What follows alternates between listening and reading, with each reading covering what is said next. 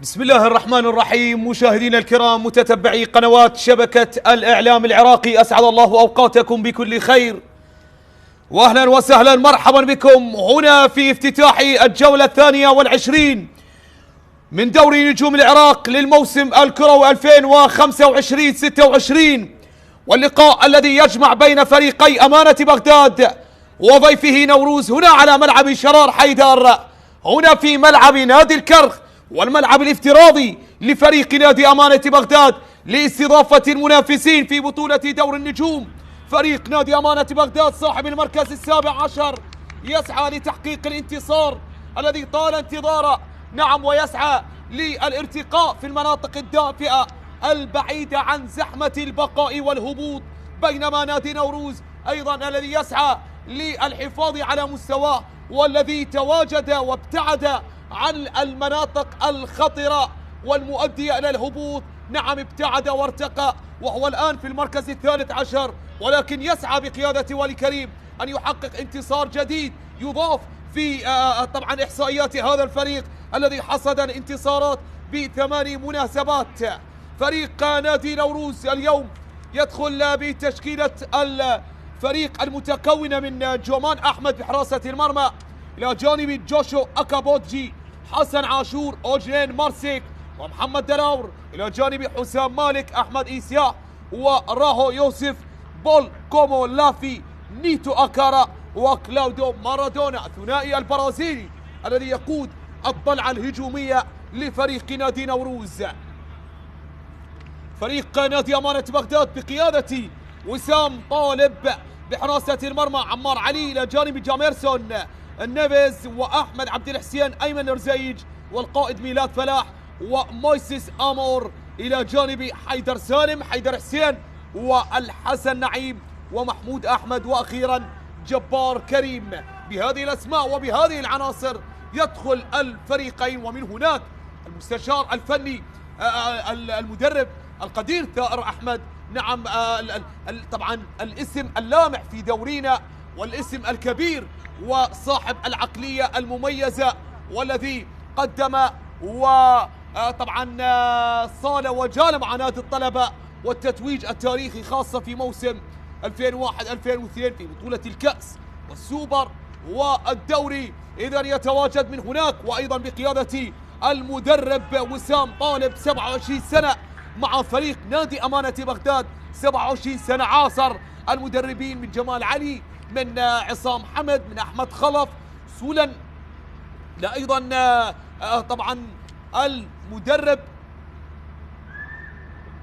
ثائر أحمد أيضا الذي درب من قبل نادي أمانة بغداد. إذن مشاهدينا الكرام والمتابعين، هنا في لقاء يجمع بين الفريقين، هو السادس تاريخيا في تاريخ المواجهات المباشرة بسبب وصول فريق نادي نوروز الحديث إلى دور النجوم، وأيضا لم يتواجه بسبب هبوط أمانة بغداد، بعدها العودة، وبالتالي يتواجه الفريقان طبعا في هذا اللقاء السادس تاريخيا هنا وعلى ملعب شرار حيدر، بقيادة حكم هذه المواجهة محمد طارق، ويساعد مساعد أول كرار عباس، مساعد ثاني مصطفى محمد، وحكما رابعا أحمد جمعة، وحكما للفار زيد ثامر. بهذه الأسماء، نعم، يقود الطاقم التحكيمي هذه المواجهة، وتنطلق صافرة حكم المباراة محمد طارق معلنة عن انطلاقة هذا اللقاء. نعم، مباراة مع هذه المباراة تنطلق مباراة أيضا هناك قمة مرتقبة في ملعب نادي الزوراء، نعم، نادي الكهرباء يستضيف نادي الطلبة، نادي الكهرباء أيضا الذي يسعى للارتقاء في جدول الترتيب، نادي الطلبة الذي يريد الحفاظ على بريقة صاحب المركز الثالث في هذا الترتيب الحالي بعد الجولة الماضية. إذن هي 4 مباريات من خلالها ينطلق هذا الأسبوع 22 من منافسات بطولة الدوري، أو الجولة 22 من منافسات بطولة دور النجوم.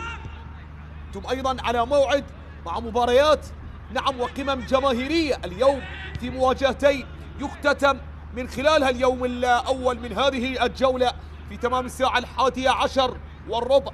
الموصل يستضيف الشرطة، والقرمة يستضيف الغراف. قمم جماهيرية تجمع بين العراقة وبين الإنجازات والتتويج والشغف والمنافسة والعودة لإثبات التواجد في هذا التحدي وفي غمار المنافسة هنا في بطولة دور النجوم. تمرير على الأمام كلاوديو مارادونا، تمرير على اليسار وصلت بعيدة إلى خارج أرضية الملعب عند حارس المرمى عمار علي. اليوم يدخل في التشكيلة الأساسية، يتواجد في دكة بدلاء أمانة بغداد أبرز اللاعبين الذين كانوا يتواجدون في التشكيلة الأساسية. ومن هناك المدرب ولي كريم يعاين، يتابع، يشاهد، يترقب ويفتش عن الانتصار. فهل سينتصرون؟ هل سيحققون هذا الانتصار المنتظر؟ كرة إلى الأمام تلعب لمصلحة فريق نادي نوروز، متابعة حاضرة من جانب هجوم فريق نادي أمانة بغداد والتفتيش عن تحقيق الانتصار. آخر انتصار لأمانة بغداد كان في الجولة 16، كان بقرار إداري على حساب نادي أربيل، لكن آخر انتصار لفريق أمانة بغداد انتصار فعلي بالنتيجة والأداء يعود إلى 28 من ديسمبر 28/12/2025، يعني في العام الماضي، يعني أكثر من 3 أشهر وأقل من 3 أشهر. نعم، فريق أمانة بغداد فتش عن انتصار بالنتيجة. نعم، من هناك تصويبة خطيرة جدا، ولكن محاولة استغلال خروج حارس المرمى، والتصويبة كانت من جانب اللاعب الأنغولي مويسيس بيدرو أمور الذي يصوب من هناك جبار كريم الذي يعتبر من الأعمدة الهجومية في صفوف نادي أمانة بغداد، سجل 4 أهداف وكان مؤثرا في مسار الفريق في هذا الموسم بأهدافه وبصناعته ومساهمته بتحقيق الانتصارات ال6 التي حققها فريق نادي أمانة بغداد في هذا الموسم. 6 انتصارات. أيمن رزيج من هناك يتدخل في الكرة الماضية لتبتعد وتغادر إلى رمية جانبية، وهذا هو الخطير، هذا هو كلاوديو. عودة للأمام، تمريرة، تقدم لمصلحة أحمد إيسيا، عودة من جديد عن طريق اللاعب حسن عاشور، وفي وسط الميدان لمصلحة نادي نوروز، تمرير أحمد إيسيا لحسن عاشور، يتقدم حسن، يمرر تمريرة على اليسار من جانب حسام مالك، وعلى اليسار وصلت، والتقدم والمحاولة والدخول والعرضية الأرضية، ولكن متابع حاضر من جانب دفاعات نادي أمانة بغداد. عودة من جديد خطيرة، جول، الله الله الله الله الله الله، حسام مالك يأتي بهدف الأسبقية.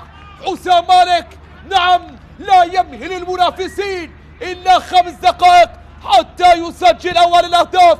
نوروز يتقدم، نوروز يكتب الهدف الأول. نعم، هو يبحث عن الارتقاء، لا مزيد من السقوط والتعثرات، لا مزيد من نزيف النقاط، يريدون التألق، يريدون التحليق عاليا. هدف أول لمصلحة حسام مالك ولمصلحة نوروز. هذه الكرة الأولى، الإبعاد من جانب الدفاع على مرتين، ولكن نعم محاولة الإبعاد للكرة الماضية باءت بالفشل أمام هذه النزعة الهجومية وهذا الشغف الكبير الذي يسجل من خلال نعم في مكان سليم اللاعب حسام مالك بكرة جاءت من القائد محمد دلاور الذي يعمل في موسم استثنائي وموسم كبير. ما يقدم هذا اللاعب نعم محمد دلاور على الرغم من صغر سنه إلا أنه يقدم أداء مميز بمهام دفاعية، والآن يشاطر الزملاء بمهام هجومية يصدر عنها هدف أول. نعم نتج عنها هدف أول لنوروز، هدف التقدم للأحمر، هدف التقدم للقادمون من محافظة السليمانية، يسجلون يتقدمون بهدف أول في أول 5 دقائق. ميلاد فلاح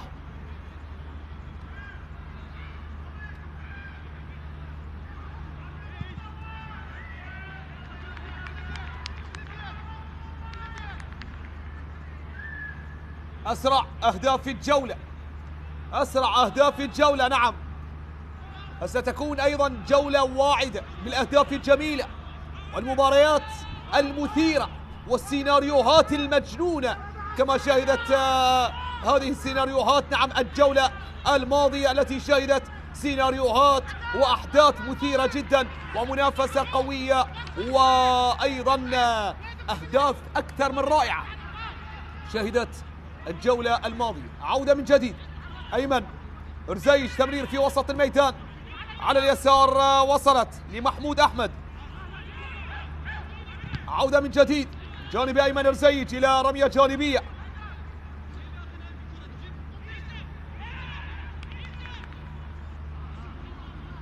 حسام مالك بتصويب ويوفر ويستثمر فيها خبرة السنوات الماضية نعم التي اكتسبها حسام في المحطات الكبيرة في مسيرة هذا اللاعب الخبير.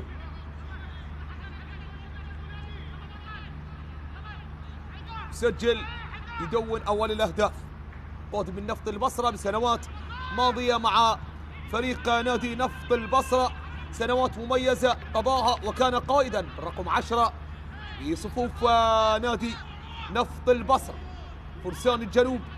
عودة من جديد لمصلحة فريق نادي نوروز في وسط الميدان، يريد الحفاظ على هذا التقدم الثمين، يريد الحفاظ على هذا التقدم بهدف أول. عودة للأمام بينما نادي أمانة بغداد يريد أن يستفيق من هذه الصدمة التي تعرض لها بأول 5 دقائق ويستقبل أول الأهداف. عودة من جديد على اليمين عن طريق مويسيس أمور، ولكن كرة تحولت مرت غادرت إلى ضربة مرمى. في الكرة الماضية جاءت من جانب اللاعب أحمد عبد الحسين الذي حاول أحمد عبد الحسين في كرة ماضية. حسام مالك يسجل في هذه اللحظات مثل نادي الميناء نفط البصرة. عودة للأمام لمصلحة نادي نوروز، رهوة يوسف على اليسار، التقدم لحسن عاشور من جديد لرهوة يوسف، رهوة وحسن عاشور والعودة إلى الخلف، وصلت وعادت لمصلحة الحارس جومان أحمد للأمام لمصلحة جوشو أكابوتجي، تمريرة على جهة اليسار، طالت الكرة ولكن متابعة من جانب اللاعب محمود أحمد، يستعيدها محمود ويمرر ويرسلها إلى الأمام على اليسار، ولكن تجد المتابعة الدفاعية من عناصر نادي نوروز. عودة على جهة اليسار، تقدم إلى الأمام لمصلحة حسن عاشور ولكن تمريرة خاطئة تحولت مرت إلى رمية جانبية. عودة إلى الأمام، تقدم إلى الأمام، متابعة لكرة الماضية من جانب اللاعب الصربي أوجينيل مارسيك، إذا يقدم عروض مميزة على مستوى خط الدفاع مع فريق نادي نوروز، ويواصل تقديم هذه العروض. أحمد عبد الحسين، نيتو أكارا، 6 أهداف لثامن الهدافين في دورينا البرازيلي نيتو أكارا. عودة للأمام، متابعة خطيرة على الجهة اليمين، جبار كريم يحاول المرور، تقدم وعودة واستعادة لفريق نادي نوروز، تمريرة للأمام خاطئة، استعادة على اليسار، تقدم جبار يحاول يسقط جبار في الكرة الماضية، وعودة إلى الأمام واستعادة من جديد، لأن الكرة سريع واستعادتها أسرع. عودة للأمام على جهة اليسار، أيضا المحاولة ولبناء هجمة واعدة وجديدة لمصلحة أسود العاصمة. أيمن رزيج على اليسار، محمود يتقدم، محمود أحمد، أيمن من جديد، تمريرة يفتقدها من هناك لاعب الحسن نعيم، واستعادة من جانب حسام صاحب الهدف الأول والوحيد في هذا اللقاء.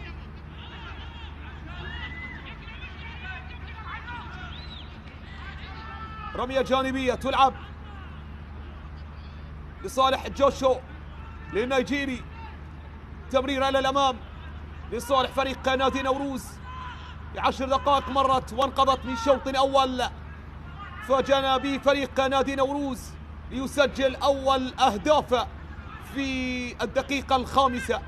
كرة إلى الأمام، كلاوديو مارادونا للبرازيلي، يتقدم يحاول ينتظر ويمرر بيسراه، يحاول يتقدم لفتح مساحات ومسافات لبناء هجمة جديدة، ولكن استعادة من جانب اللاعب محمود أحمد وفقدان سريع.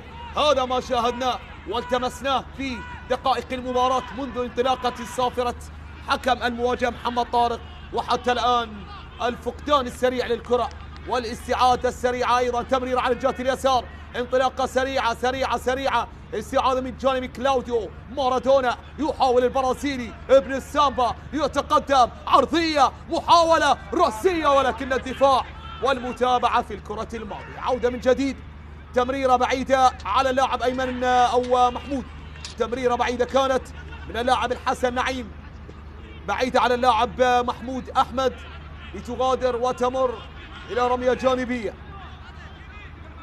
والي كريم يريد الحفاظ على هذا التقدم الثمين، يتابع يعاين.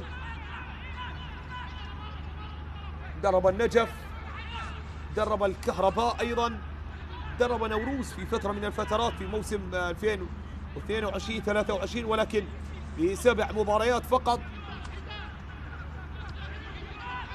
55 سنة لولي كريم للمدرب. من هناك محاولة تصويبة، ولكن تتصدى من هناك الدفاعات.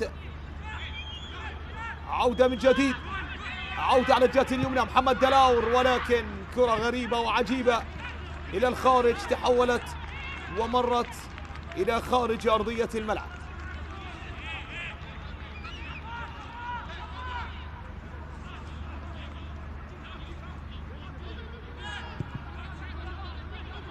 إلى الأمام على اليسار، انطلاق لفريق أمانة بغداد، ولكن أيضا التمريرات الطويلة، التمريرات البعيدة، هذا ما شاهدناه، هذا ما يغلب على هذه المواجهة باستثناء هدف التقدم.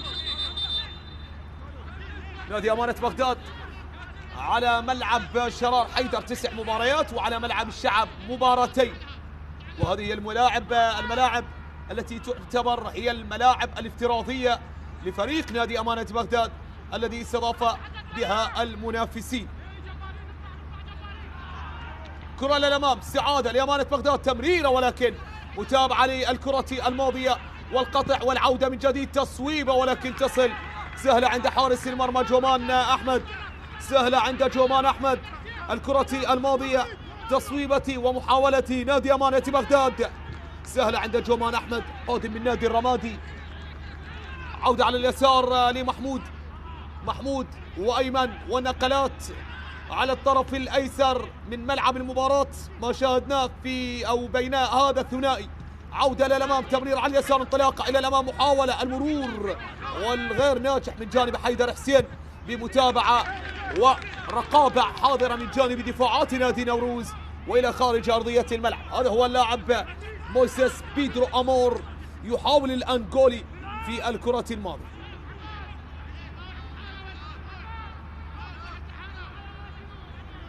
هذه محاولة أمانة بغداد الأولى وتصويبة أمانة بغداد الأولى في هذه المواجهة، يجرب يصوب يحاول. عودة على جهة اليسار، محاول اسلام، الاصطياد، الانفراد، الهدف الثاني لمصلحة نوروز، هدف ثاني ولكن يلغى، هدف أبيض بداعي التسلل في كرة رائعة.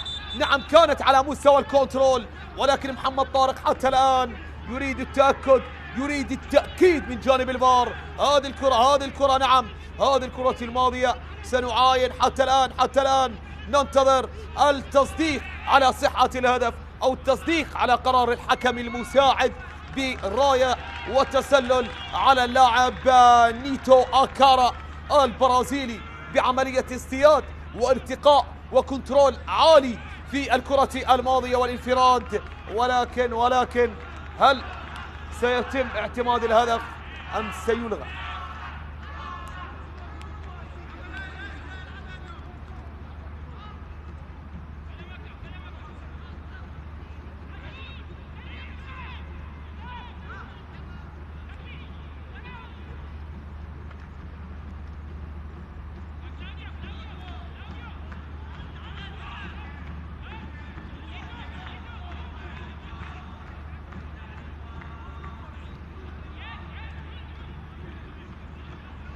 شاهدنا في بداية المباراة حضور جماهيري لفريق نادي نوروز قادم من محافظة السليمانية، والذي يؤازر ويشجع فريقه ويحضر هنا في ملعب شرار حيدر هنا في العاصمة بغداد. ننتظر حتى الآن كلاوديو مارادونا من هناك بكرة رائعة يسجل نادي نوروز الهدف الثاني، ولكن حتى الآن لم يتم التأكيد، لم يتم التأكد أيضا من صحة الهدف. جاء القرار، جاء الرد، هناك سقوط قليل للأمطار في هذه اللحظات، ولكن يبدو لي بأنه غير مؤثر سلبا على اللاعبين. سننتظر حتى الآن القرار. نعم، حالة تسلل، حالة تسلل في الكرة الماضية، ومن هناك القائد ميلاد فلاح الذي يخاطب زملائه، يوجه زملائه، أيضا طبعا يقوم بتوجيه زملائه للانتشار السليم، للتمركز الصحيح. هذه كرة نيتو أكارا، هذه التمريرة التي قابت قوسين من عدم سقوط أكارا بمصيدة التسلل، ولكن كان متسلل ولكن بمساحة قليلة جدا. نعم، حالة التسلل، ولكن في النهاية القانون هو من يسري، القانون هو من يطبق في هذه اللحظات. القرار يأتي، ومن القرار الأول يتم اعتماد قرار الحكم المساعد بوجود حالة تسلل على نيتو أكارا النجم البرازيلي وثامن الهدافين في دورينا صاحب 6 أهداف. عودة على اليسار، تقدم، حالة تسلل واحدة على كل فريق. كرة إلى الأمام، ترسل عالية، متابعة من جانب الدفاع، متابعة من جانب محمود إلى الأمام، نقلت وعادت في وسط الميدان عن طريق اللاعب محمد أو جاميرسون نيفيز. تمرير إلى الأمام، محاولة، متابعة. الهدف الثاني يلغي، ولكن هذا لا يعني بأن هناك حدة من خطورة نادي نوروز، بالعكس نادي نوروز يهاجم، يستمر بالمحاولة، ولديه شراسة على مستوى الخط الهجومي. هنا في طليعة الهجوم، في الطلعة الهجومية يتواجد نيتو أكارا وكلاوديو مارادونا الثنائي البرازيلي، وخلف حسام مالك. أيضا العقلية والخبرة الكبيرة لدى هذا اللاعب هي الجديرة بتسجيل الأهداف وصنع الفروقات. ميلاد فلاح من الحرس القديم في صفوف أمانة بغداد، سجل هدف في هذا الموسم، شارك في 19 مباراة. مرونة دفاعية، صلابة دفاعية، مرونة أيضا على مستوى صنع المساحات وصنع الفرص، وأيضا التجاوب مع الزملاء على مستوى التمريرات والتسليم والاستلام، والمرونة في خلق فرص وربط بين خط الدفاع والهجوم. نتحدث عن اللاعب ميلاد فلاح، من أفضل المدافعين في دورينا، وأيضا من أكثر اللاعبين خبرة. ارتقى وهبط مع فريق نادي أمانة بغداد أكثر من مرة في دور النجوم وفي دوري الكرة الممتاز، وهذا تدخل وإصابة للاعب حسام مالك، ألف سلامة، صاحب الهدف الوحيد الذي نعيش حتى الآن على أنغامه. الهدف الوحيد الذي سجل في الدقيقة 5 من عمر المواجهة يعود حسام، ومن هناك اللاعب أحمد عبد الحسين في هذه اللحظات في مخالفة يتحصل عليها فريق نادي نوروز في وسط الميدان. طول أخضر لاستئناف اللعب والتمرير من رهوى يوسف، وفي وسط الملعب لمصلحة نادي نوروز في 20 دقيقة انقضت ومرت على الشوط المباراة الأول، ونادي نوروز لا زال متقدما ولا زال راغبا بتسجيل الهدف الثاني وزيادة الغلة، إلا أن أمانة بغداد يريد التخلص نعم من هذا الضغط الكبير، ويريد استعادة الشتات والارتقاء في انتصار يفتش عنا اسود العاصمة منذ الجولة 16 من دور النجوم، عندما انتصر على نادي أربيل بقرار إداري. محمد طارق قفل اللعب والحديث والانتظار ماذا هناك. الضوء الأخضر للمتابعة والاستئناف. هذا هو جاميرسون نيفيز، هذا هو البرازيلي.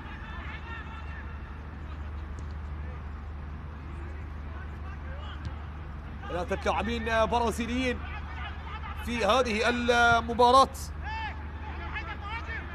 في صفوف نوروز. نيتو أكارا وكلاوديو مارادونا، ولاعب واحد هو جاميرسون نيفيز في صفوف أمانة بغداد. راوى يوسف، حسن عاشور، متابعة وضغط من جانب الحسن نعيم إلى رمية جانبية تحولت عند الخطوط الدفاعية لفريق نادي نوروز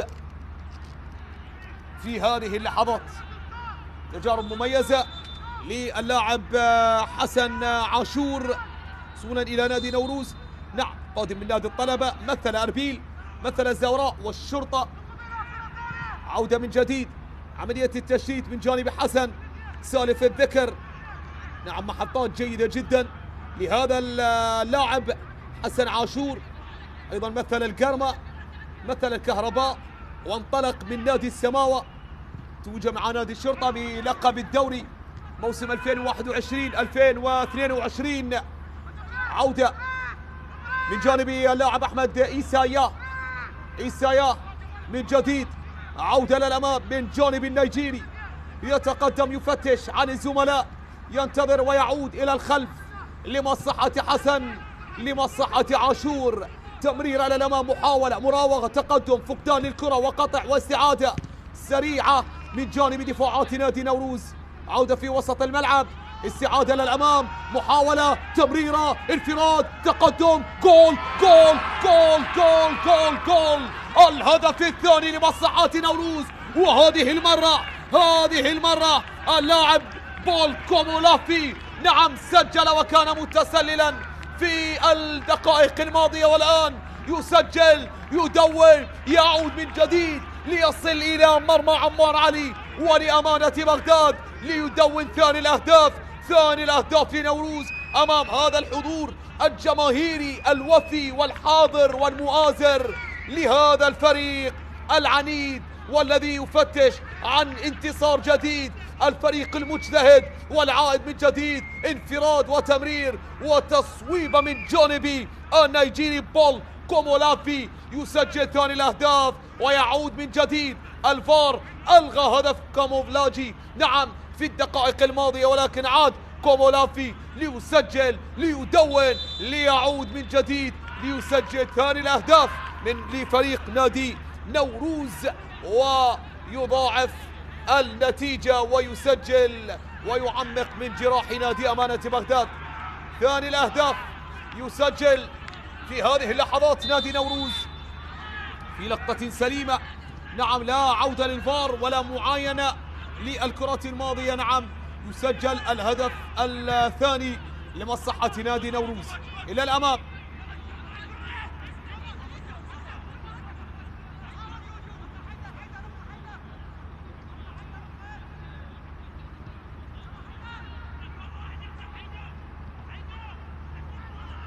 مزيد من معاناة نادي أمانة بغداد في هذه اللحظات. محمد دلاور، عودة، رمية جانبية لمصلحة محمد ومحمود أحمد. أيمن الزيج، أيمن إلى الأمام، يرسلها على جهة اليسار، والهجوم لأمانة بغداد والمحاولة للاستعادة للكرة. عودة من جديد، التمرير على اليسار، محاولة من جانب اللاعب محمود أحمد من جديد، تقدم، استلام، تصويبة إلى خارج أرضية الملعب من جانب اللاعب الحسن نعيم، يصوب كرة عجيبة غريبة مرت بعيدة ابتعدت إلى ضربة مرمى لمصلحة جومان أحمد. شحة هجومية، ضعف وعقم هجومي فريق أمانة بغداد في هذه اللحظات.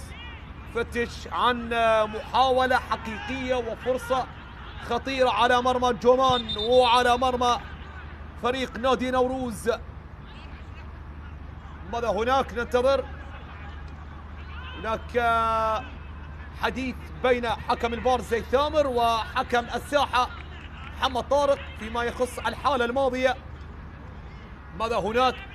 كانت هناك ضربة ركنية لفريق أمانة بغداد أم ماذا؟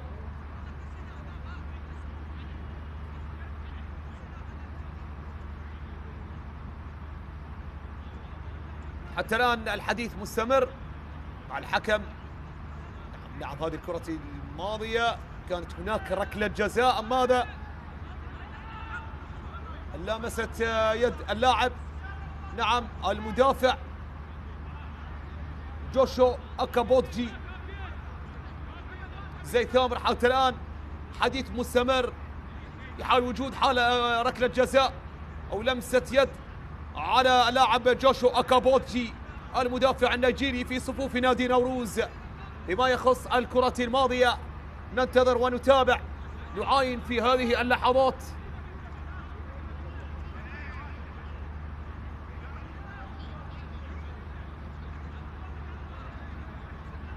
هناك لمسة طفيفة أم ماذا؟ تستمر المعاينة، تستمر القراءة من جانب زيد ثامر في هذه اللحظات. يذهب للمعاينة بنفسه، نعم، طلب حضور لمحمد طارق لمعاينة الحالة بنفسه، يذهب لمشاهدة الحالة في الشاشة الصغيرة. الفار يطلب الحضور، وأمانة بغداد يترقب هدف التقليص وهدف الانطلاقة والعودة واستعادة التوازن في هذه المواجهة في هذا اللقاء. نعم، يحاول معاينة الحالة بدقة وبنظرة تصويبة اللاعب الحسن نعيم. لمست جوشو أكابوتجي بمرفقة بيده، نعم، بساعد الأيمن.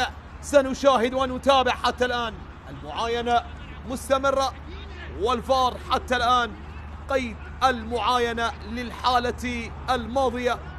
زيد ثامر ومحمد طارق، الحديث والكلام حول هذه الحالة. أمانة بغداد يترقب عودة محمد طارق بقرار ركلة الجزاء،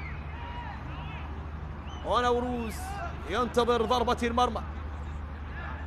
هذه الكرة من هناك بدأت، لكن هل هناك حالة تسلل من البداية؟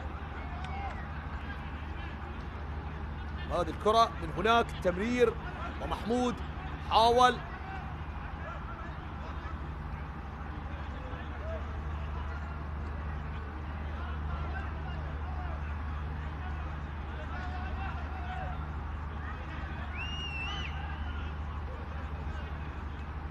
حالة تسلل من البداية من جانب اللاعب حسن نعيم. وهذه الحالة التي تتواجد هناك في الفار وقيد المراجعة والقراءة. يعود محمد طارق، ولكن بأي قرار؟ أي قرار يعود بالحكم محمد طارق في هذه اللحظات؟ يشير من هناك لوجود ركلة جزاء في هذه اللحظات. محمد طارق من هناك ركلة جزاء لمصلحة أمانة بغداد يتحصل على ركلة الجزاء الثالثة في الدوري هذا الموسم. تحصل من قبل على ركلتي جزاء ونفذها بنجاح، ولكن الآن يتحصل على الثالثة لأن نادي نوروز جسبت عليه 4 ركلات جزاء، سجلت 3 ركلات وضاعت ركلة واحدة. هذا هو الحسن نعيم، من ضربة وصفناها بأنها غريبة، من تصويبة وصفناها بأنها غريبة عجيبة، ذهبت أدراج الرياح حتى عاد لنا الفار ليصدر قرار جديد بأن هناك ركلة جزاء لمصلحة أمانة بغداد في هذه المواجهة.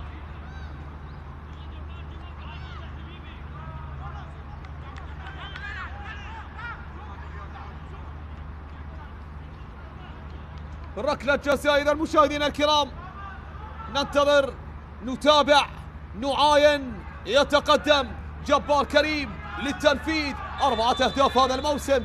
جبار إلى الأمام، المتخصص بتنفيذ الضربات. من هناك التصويب، الله الله الله،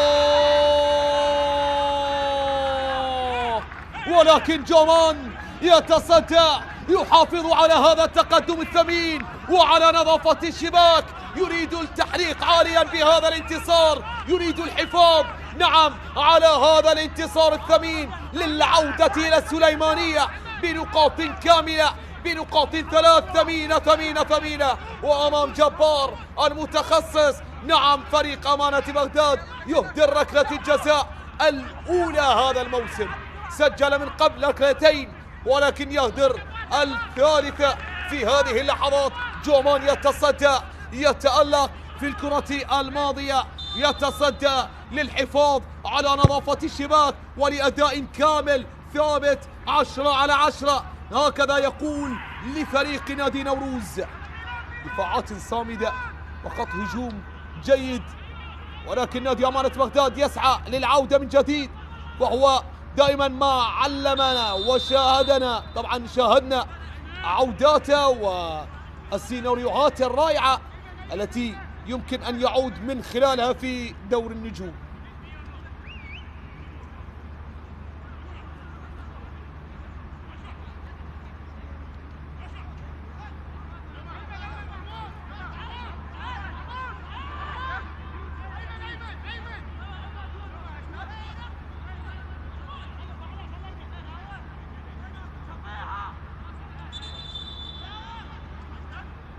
كرة ثابتة من هناك لأيمن رزيج، أيمن في كرة ثابتة لمصلحة أمانة بغداد، يسعى الآن في هذه الكرة لأيمن، يسعى لتقليص الفارق والعودة في هذه اللحظات، استعادة التوازن وتقريب الفارق.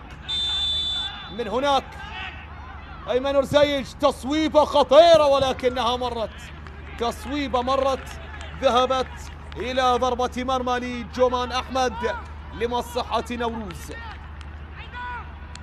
الإثارة مستمرة حتى الآن، اقتربنا من مشاهدة 3 أهداف في شوط أول وفي نصف ساعة، ولكن جومان يتصدى. جومان أحمد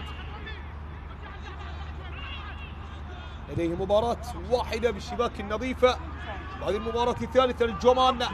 عودة للأمام، متابعة من جديد، محاولة الانطلاق على الجهة اليمنى، تقدم إلى الأمام، استعادة من جانب حسن عاشور، حسن والتمرير إلى الخارج، تحولت طويلة إلى رمية جانبية، نيتو أكارا.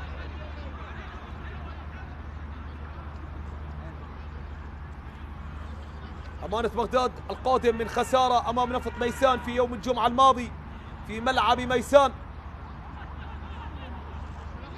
عودة للأمام، محاولة، متابعة، وخسر المباراة في آخر الدقائق، طبعا في آخر 8 دقائق تقريبا، دقيقة 82 استقبل هدف الهزيمة. حين نادي نوروز قادم من خسارة أيضا أمام نادي الزوراء في يوم السبت الماضي. نعم، وبالتالي شعار التعويض ومن يرفع شعار التعويض ومن يكون الأولوية للفريقين في هذه المواجهة، يفتشون عن الانتصار وتعويض الهزيمة الماضية في الجولة الماضية. عودة من جديد، تمرير أمامية بالراس، وصلت عند محمود، محمود ينتظر، محمود يفتقدها، افتكاك واستعادة، تمرير إلى الأمام، قطع للكرة على الجهة اليمين.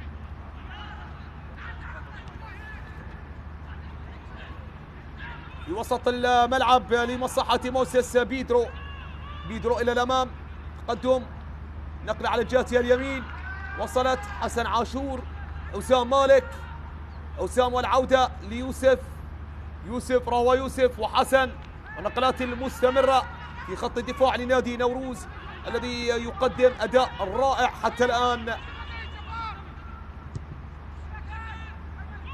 تمرير على الجهة اليمين، محاولة عن طريق اللاعب نيتو أو بول كومو لافي في هذه اللحظات، كومو لافي، استعادة من جانب جاميرسون نيفيز وايمن رزيج، جاميرسون من جديد، نيفيز بخط الدفاع لمصلحة نادي أمانة بغداد.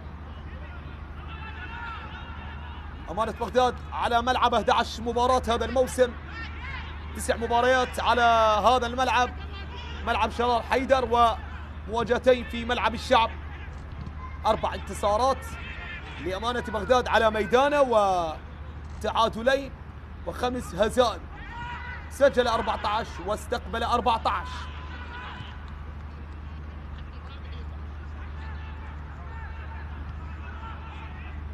عودة من جديد في وسط الملعب لأمانة بغداد. أمانة بغداد خامس أكثر الأندية تحقيقا للفوز على ميدانه 4 مرات، رفقة النفط ونوروز. نعم، يشارك النفط ونوروز بهذه الإحصائية المميزة والجيدة مقارنة بأرقام الفريق هذا الموسم. كلاوديو مارادونا التسليم واستلام برازيلية ثنائية، محاولة عرضية خطيرة والمتابعة الدفاعية وحالة تسلل في الكرة الماضية أو خطأ. نعم، هي في الحالتين هناك كرة ثابتة لصالح فريق نادي أمانة بغداد. هذه الكرات الماضية لا وجود لحالة تسلل، ولكن المخالفة كانت بسبب الضرب الواضح في الكرة الماضية والتدخل من جانب اللاعب بول كومولافي صاحب الهدف الثاني في هذه المباراة لاعب فريق نادي نوروز. 5 مخالفات على أمانة بغداد، مخالفتين على نوروز.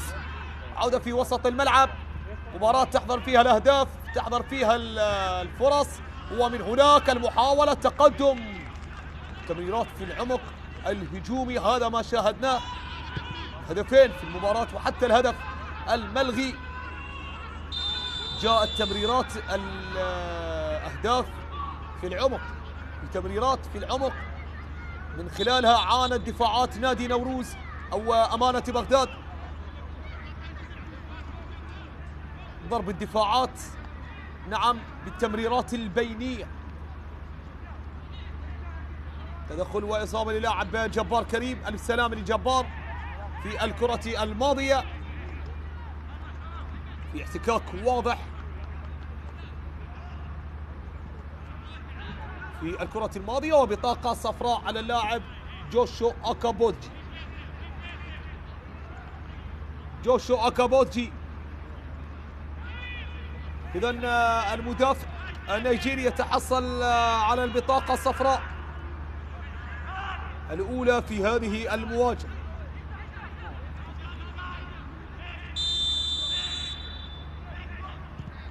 ألف سلامة للاعب جبار. من هناك خطيرة، متابعة حاضرة من جانب المدافع أوجنين مارسيك. من هناك الصربي يتابعها يبعدها إلى خارج أرضية الملعب إلى ضربة ركنية.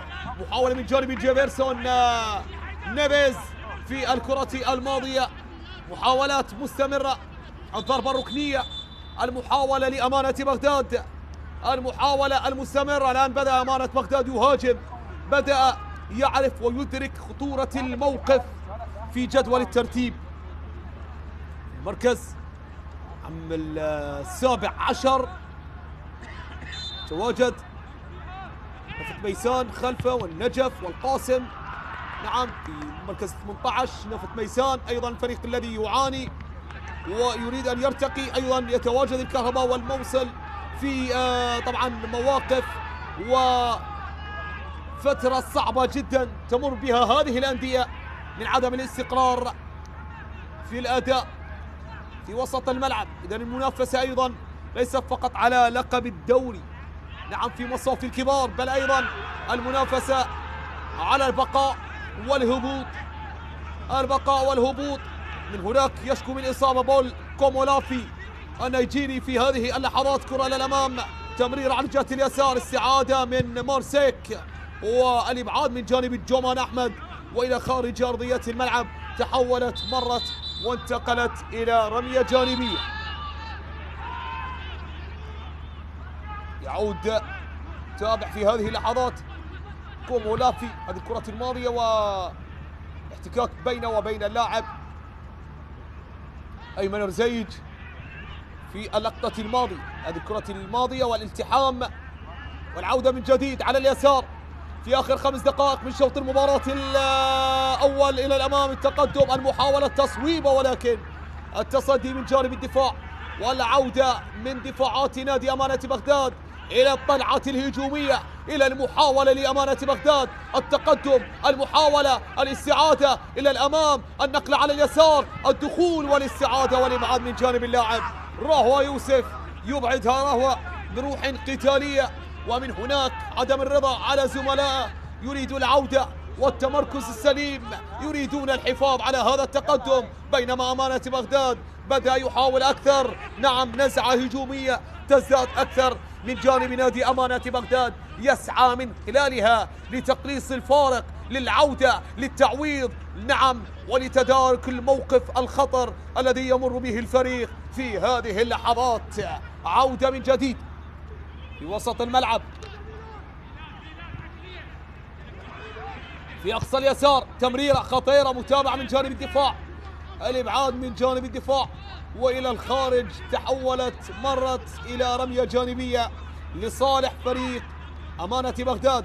جبار يعاين، ينظر ويتابع المهاجم الذي يحاول إلى الأمام، خطيرة خطيرة خطيرة، محاولة الاقتناص للكرة الماضية ولكن كانت بعيدة، وكان أيضا في موقف التسلل اللاعب جبار كريم قائد الطلعة الهجومية لفريق أمانة بغداد في هذه اللحظات.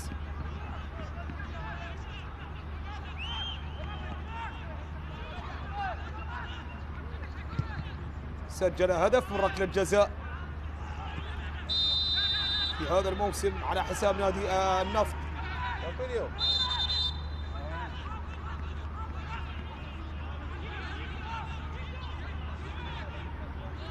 قادم من نادي دهوك،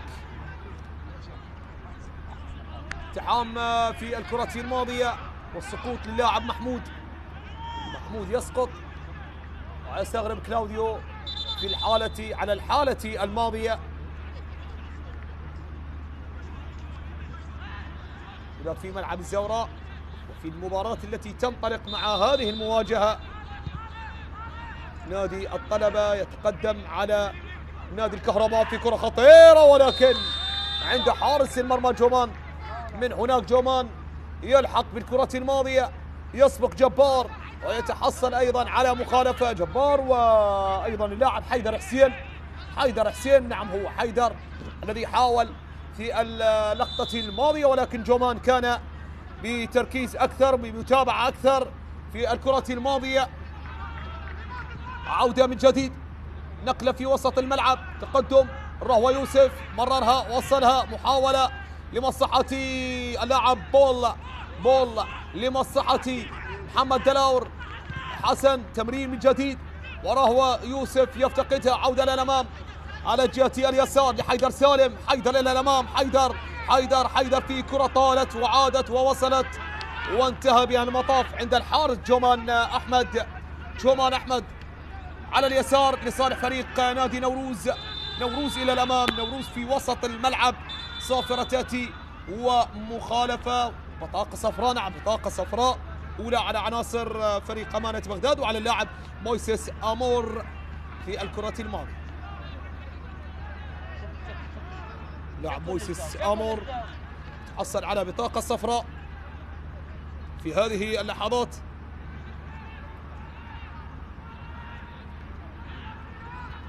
قادم من الاتحاد المنستيري التونسي، كانت انطلاقة هذا اللاعب من بلاده من أنغولا، من بوابة نادي بريميرو دي أوجوستو، أيضا كانت له تجربة في جنوب أفريقيا مع نادي كيب تاون سيبرز.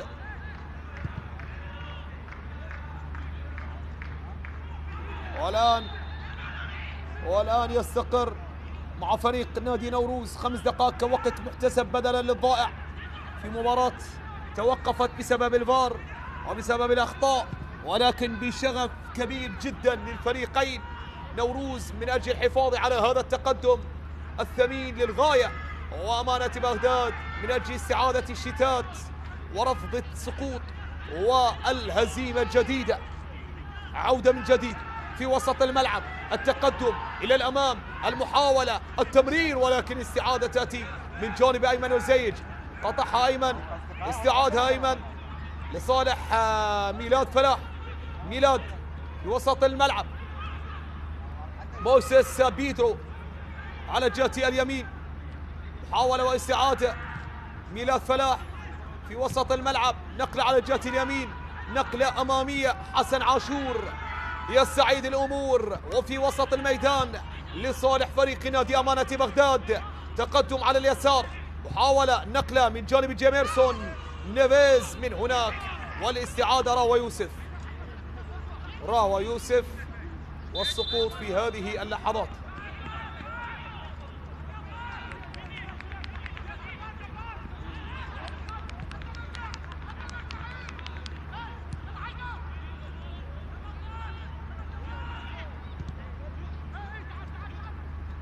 نوروز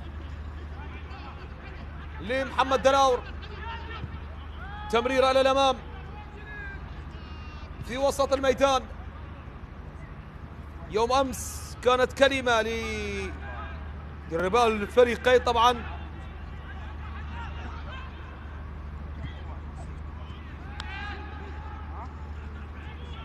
كانت الكلمة أيضا لوسام طالب مدرب فريق نادي أمانة بغداد.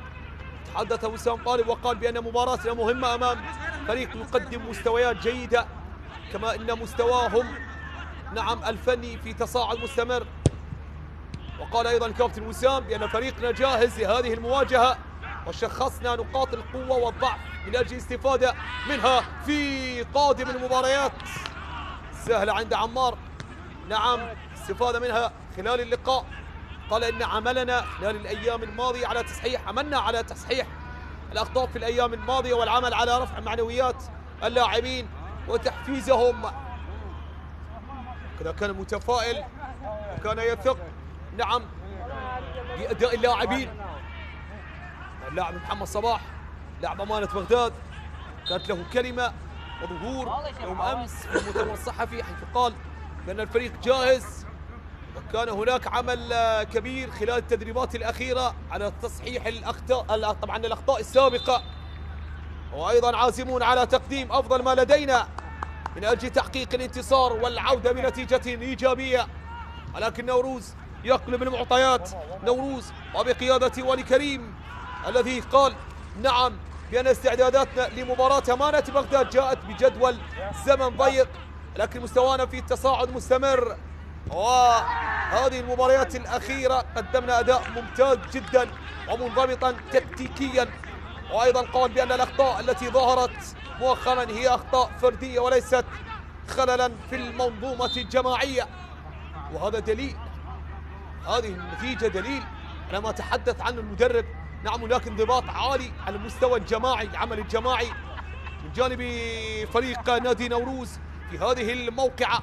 ميلاد فلاح في وسط الملعب، عودة من جديد إلى الخلف، نقلة على جهة اليسار لصالح نادي نوروز.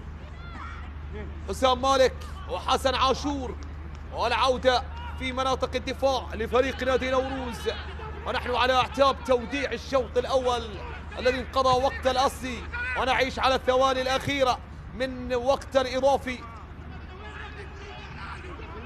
جمان أحمد يترك بصمة في الشوط الأول بتصديه لركلة جزاء ومنعه لأمانة بغداد من إضافة الهدف الأول. وبهذه اللحظات محمد طارق يعلن عن نهاية شوط المباراة الأول هنا في مباراة أمانة بغداد ونوروز، هنا في افتتاح الجولة 22 من دور النجوم.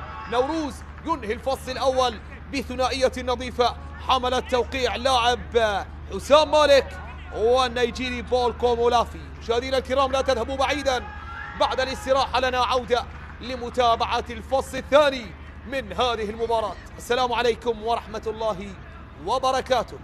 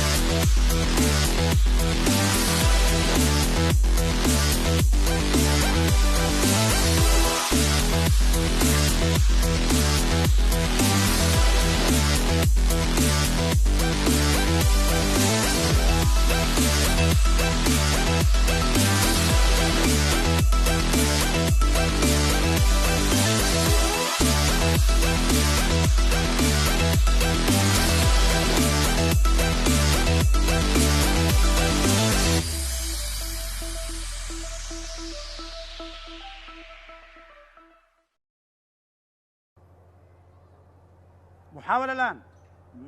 مسس، معروفي، غيث، عالية رأسية، الله للأنيق، مسوفة،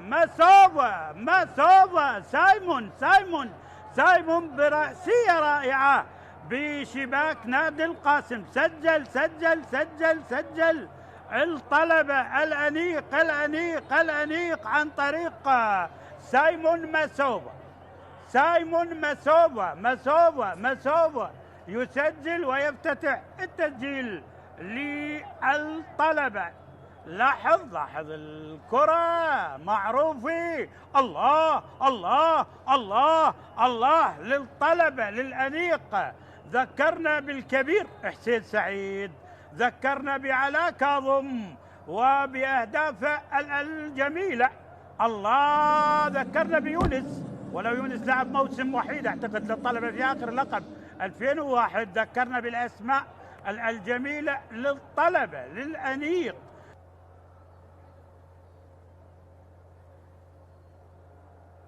معروفي، عالية وخطيرة والرأسية، وثاني لعلاء عبد الزارع. الأنيق الطلبة لعلاء عبد الزارع للأنيق. علاء عبد الزارع محل السهرة للأنيق للطلبة بثاني أهداف. ثاني أهداف الطلبة عن طريق الدولي السابق.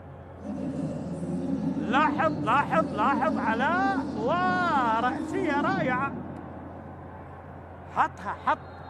حافظ للهدف.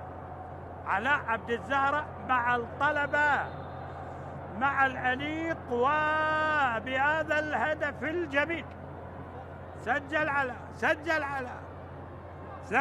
ثاني للأنيق، ثاني للطلبة. خلاص أمنوا النتيجة. حكم المباراة يطلب من الجميع المغادرة، ونحن نقف على أعتاب ركلة الجزاء التي يتقدم إليها محمد قاسم. محمد من أجل فرحة في المعقل. الله، السفينة أصلحت وعادت جارفة، فليحذر الجميع. بادرة العودة في الجنوب بدأ بها الميناء، بدأ يسير في طريقها وبدأ يذهب على السكة المعهودة للانتصارات. هدف أول يدون وركلة جزاء تجعل هذا الرجل يضع الميناء في مقدمة المباراة. في بداية المباراة يسجل هدف أول في وسط الشوط. كرة قوية جميلة، ركلة جزاء مركزة، والعمواس يحاول وخطأ لا يغتفر من المدافع. وهنا محمد قاسم يتقدم إلى الأمام ليضعها في الشباك، وبعد زاخو والشرطة والموصل يضع هدفا رابعا في مرمى النجف ليضع في سجلاته هذا الهدف الذي. القرع أن يتقدم المغربي، أن يفتتح التسجيل أمانة بغداد. تأتي هنا التحضير، هنا العرضية، وهنا الرأسية لا زالت مستمرة، وهناك صافرة وخطأ. صافرة حكم المباراة نعم تشير لخطأ بعد التدخل، وهنا يبدأ الاحتراز من اللاعب كمال لهذا التدخل. نشوفه بالإعادة. شاهد هنا الارتقاء وهنا الرأسية، وكمال القرع هل اشترك مع الحارس أمجد رحيم. شاهد هذه الإعادة. كانوا يظنون بأن هنالك تسلل، ولكن لا وجود للتسلل بعد المرور بهذه اللقطة وبعد هذه العرضية. اشترك اللاعب كمال القرع مع الحارس وسقط أمجد رحيم أرضا بهذه اللقطة بعد ما عبرت براسية اللاعب منتظر عبد السادة. نعم بالكعب للخلف أسكنها المرمى بهذه الطريقة، وارتدم أو اصطدم الحارس بظهر اللاعب، كان يعطي ظهره للحارس، وبالآخر قرار حكم المباراة باحتساب الهدف الأول لنادي أمانة بغداد. إذن أول أهداف المباراة ملعوبة لنفط ميسان، تقدم ما بين ديمي وداود، جول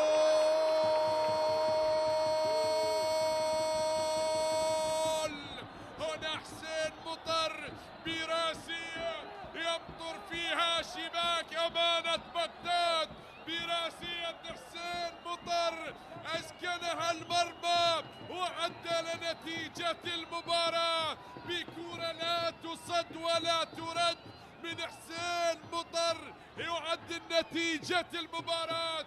حسين مطر الذي لا يكذب خبر، بعد أن أتت الكرة عالية ارتقى عاليا وأسكنها الشباك بهدف يعدل نتيجة المباراة قبل نهاية أحداث الشوط الأول، وضعها في الزاوية البعيدة لمرمى الحارس عمار علي.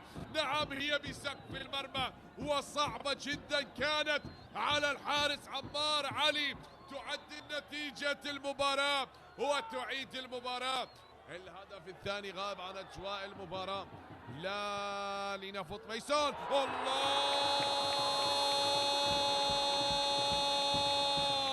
جاء الخبر السعيد من نسيم صيود، ونعم بهذا النسيم الجميل هنا بملعب ميسان الأولمبي. نسيم صيود يصطاد أمانة بغداد ويسجل الهدف الثاني، يصطاد الأسود نسيم صيود بهدف ثاني في المباراة في وقت قاتل لفرسان المملكة، يعلنون الهدف الثاني عن طريق البديل. شاهد هنا الخطأ من عباس ياسين، أعاد الكرة للمدافع، ولكن نسيم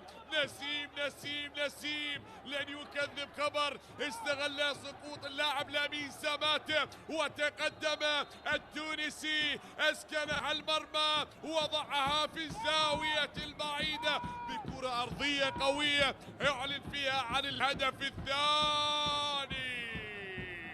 ثاني أهداف في المباراة لنادي نفط ميسان عن طريق اللاعب نسيم صيود البديل الذي يشرك من قبل المدرب علي عبد الجبار، يعلن عن الهدف الثاني. تمرير عالية من ادميلسون، الضربة الرأسية خطيرة، الله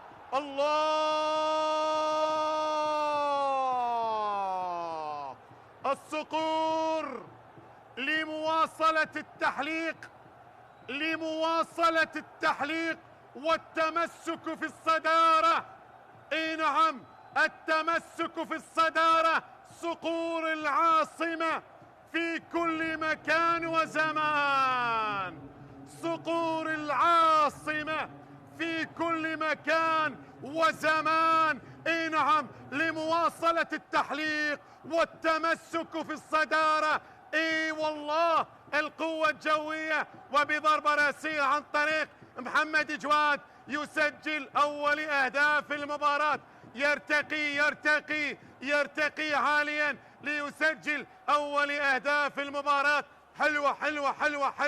حلوة الكرة الماضية الراسية الماضية، يرتقي ويسجل ويتقدم القوة الجوية بأول أهداف المباراة. الكرة تنفذ والكرة تلعب، بعد ذلك راسية جول، الله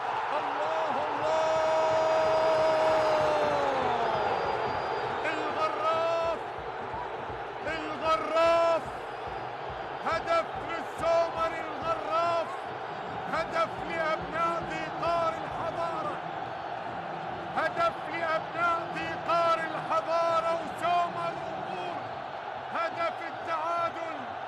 الله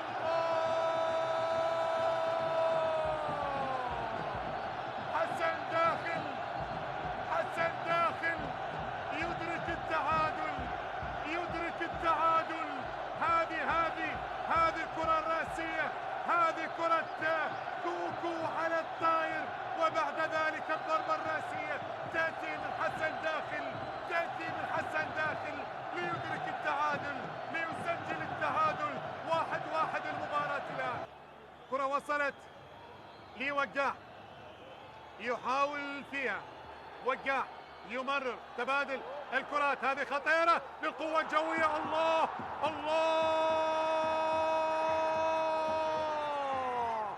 جول جول جول جول ثاني، هدف ثاني للصقور. وفي أي وقت القوة الجوية لا يستسلم، القوة الجوية ونقاط المباراة لا غيرها. وقاع في الدقيقة 90 يسجل الهدف الثاني. هاتوا خذ كرة في المرمى من قبل البديل. وقاع خلصها، وقاع في الدقيقة 90، وقاع تقدم، وقاع توغل، وقاع سدد، وقاع صوب وسجل الهدف الثاني للقوة الجوية. الآن الهدف الثاني للقوة الجوية في الدقيقة 90. مامادو كرة مقطوعة، حبيب مامادو يحاول كرة خطيرة، هي جول جول جول جول جول جول جول جول جول جول جول جول صهيب رعد اللي صنع هدف أول في المباراة السابقة يسجل أول أهداف. القادم من النفض بعد جملة تكتيكية جميلة، صهيب يسدد كرة ويلعبها على يمين الحارس حسين علي ويسجل أول الأهداف بالدقيقة 59 من عمر المباراة. الدقيقة 59 صهيب رعد يسجل أول الأهداف للكرخ، صهيب رعد يسجل أول أهدافه وأول الأهداف للكرخ بالدقيقة 59 من عمر المباراة. شوفوا الكرة اللعبت، ارتدت، مامادو توغل، مامادو قطع الكرة من مامادو، برافو. شوف قطع الكرة من بين اللاعبين، مر وبيمينه على يمين الحارس حسين علي. يعلن تقدم الكناري بالهدف الأول بالدقيقة 59 من عمر المباراة عن طريق اللاعب صهيب رعد اللي يسجل أول أهدافه هذا الموسم.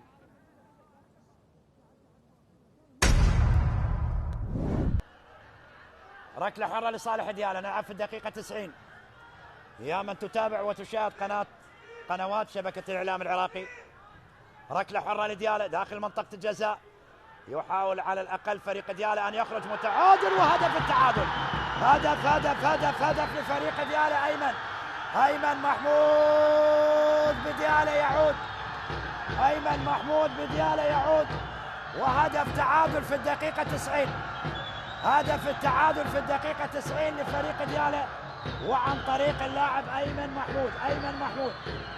أيمن محمود يسجل في مرمى فريق الكهرباء، وهو ثالث أهدافه مع فريق ديالا خلال هذا الموسم. اللاعب التونسي أيمن محمود يسجل هدف التعادل برأسية بخطأ في التمركز لحارس المرمى علي خالد، ولذلك فريق ديالا يدرك التعادل. الآن أصبحت النتيجة 1-1 ما بين فريقي ديالا والكهرباء. لاحظ هنا الإعادة، وهنا أيمن محمود والارتقاء بهذه الطريقة يسجل هدف التعادل لفريق ديالا.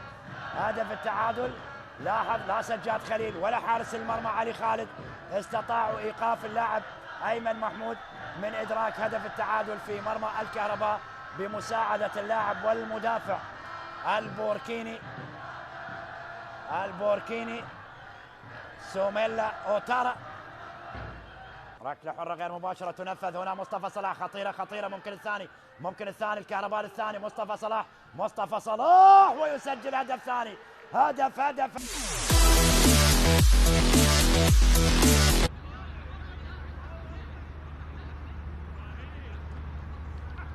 مرة أخرى مشاهدينا الكرام متتبعي قنوات شبكة الإعلام العراقي، أسعد الله أوقاتكم بكل خير مجددا. هذه عودة لكم إلى شوط المباراة الثاني من لقاء أمانة بغداد وضيفه نوروز. شوط المباراة الأول انتهى بتقدم فريق نادي نوروز بثنائية نظيفة حملت توقيع اللاعب حسام مالك عند الدقيقة 5، ثم عاد من جديد فريق نوروز يصل إلى مرمى فريق أمانة بغداد وبهدف اللاعب النيجيري بول كومولافي في شوط المباراة الثاني الأول الذي شهد أيضا إهدار جبار كريم لأمانة بغداد. نعم، ركلة جزاء في الدقيقة 32. تغييرات سيجريها فريق أمانة بغداد، تعديل سيجريها ويقوم بها المدرب وسام طالب على التشكيلة. 3 لاعبين أبرزهم مورو بيدبيك بوبا جانوف الأوزبكي، من هناك الذي يستعد للمشاركة، نعم، لتعديل على مستوى التشكيلة. إذن الأنغولي بينو فلافيو يستعد، واللاعب أحمد نور بالرقم 55 ب3 عناصر. نعم، يزج المدرب وسام طالب للتعديل على التشكيلة في هذه اللحظات. الأنغولي نعم فلافيو، والأوزبكي مورو بدريك وأحمد نور أخيرا، نعم، ب3 عناصر في هذه اللحظات. إذن أيضا علي صالح يشارك في فريق نادي نوروز في هذه اللحظات، أيضا بتغيير يجي المدرب ولكريم وتعديل أيضا للمتقدم والمتفوق فريق نادي نوروز. إذا محمد طارق يعود بنا إلى شوط المباراة الثاني. ننتظر في هذه اللحظات، نعم، انطلقت صافرة العودة إلى فصل آخر من مباراة أمانة بغداد ونوروز. أمانة بغداد الذي يسعى لاستعادة التوازن فيما تبقى من وقت في شوط المباراة الثاني في هذه المواجهة، بينما نادي نوروز يسعى للحفاظ على هذا التقدم الثمين وللحفاظ على هذا الانتصار بثنائية نظيفة حتى الآن. جبار كريم أهدر فرصة تقليص الفارق من علامة الجزاء. نعم، هذه هي الأسماء التي غادرت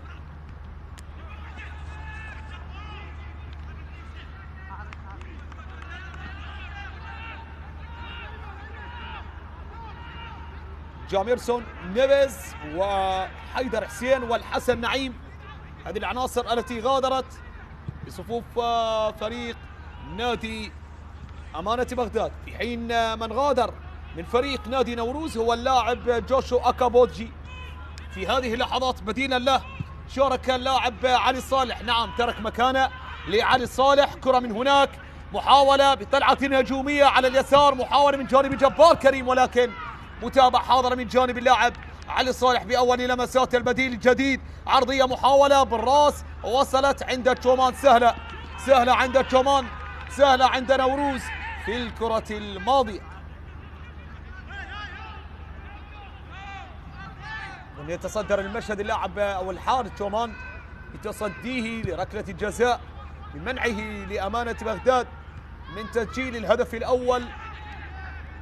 كلاوديو مارادونا، وهذه الكرة الماضية يشكو من إصابة من جراء التحام مع اللاعب محمود أحمد. مويسيس بيدرو لأيمن رزيج لمصلحة فريق أمانة بغداد. تمريرة في أقصى اليمين على الجهة اليمنى لأحمد عبد الحسين. أحمد إلى الأمام، متابعة من جانب هجوم فريق أمانة بغداد، ولكن تأتي التغطية الدفاعية من جانب نوروز. 5 مباريات جمعت الفريقين من قبل، 5 مباريات، نعم، جمعت الفريقين من قبل. 3 انتصارات لنوروز، 3 انتصارات، نعم، لفريق نادي نوروز. وحقق أمانة بغداد الانتصار بمواجهتين. سجل نوروز 7 أهداف من غير أهداف هذه المباراة، وسجل أمانة بغداد 4 أهداف. عودة إلى الأمام، تقدم أحمد عبد الحسين. أحمد يحاول من أمام حسن عاشور، يتقدم، محاولة والسقوط والمخالفة لصالح أمانة بغداد. وعلى الجهة اليمنى من هناك حسن عاشور طالب بمتابعة اللعب، يعترض على قرار الحكم المساعد. هذه الكرة الماضية وخطأ للاعب أحمد عبد الحسين. كرة ثابتة على جهة اليمين لصالح أحمد عبد الحسين. أحمد ترسل عالية، محاولة بالراس، متابعة لا زالت قائمة من جانب محمد دلاور على مرتين. ممتاز الدفاع، يتابعها من جديد، تعود لأيمن رزيج. أيمن يمرر على الجهة اليسرى من جديد، العرضية، المتابعة، المحاولة والارتقاء من جانب تشومان والسقوط. ألف سلام ألف سلام للاعبين لتشومان حارس المرمى لنادي نوروز وللاعب أحمد نور في هذه اللحظات. سقوط مزدوج في الكرة الماضية. ألف سلام ألف سلام. التحام خطر على اللاعبين في هذه اللحظات. نتمنى السلامة للاعبين في هذه اللحظات. نعود إلى أرشيف المواجهات المباشرة بين الفريقين، الأرشيف الذي يشهد تفوق لفريق نادي نوروز بفارق انتصار واحد. نعم، أول لقاء تاريخيا جمع الفريقين في موسم 21-22 أول مواسم نوروز، وكان في 12 من ديسمبر من عام 2021. وفي الجولة 12 حقق نادي أمانة بغداد الانتصار بهدف واحد، وهو أول لقاء وأول هدف وأول انتصار لأمانة بغداد، ولكن كان بهدف عكسي سجله الموريتاني بلال بيل لاعب فريق نادي نوروز. كان هذا اللقاء في ملعب أمانة بغداد. عودة على الجهة اليسار، نعم، من هناك لصالح فريق نادي أمانة بغداد، يتقدم يحاول بعرضية أو تصويبة، وفي الحالتين ذهبت أدراج الرياح. نعم، يعتبر هدف فريق نادي نوروز اليوم الهدف الأول هو أسرع هدف في مواجهة الفريقين. هطول الأمطار في هذه اللحظات الواضح في هذه المواجهة. حاول على الجهة اليمين، تقدم، تمريرة، السقوط، ولكن الاستعادة والعودة والنهوض لا زالت بحوزة أمانة بغداد. الكرة، نعم، هدف حسام مالك هو أسرع هدف في تاريخ المواجهات بين الفريقين. يأتي بعد هدف لاعب الموريتاني بلال بيل، الهدف العكسي والذي حقق من خلال أمانة بغداد الانتصار الأول.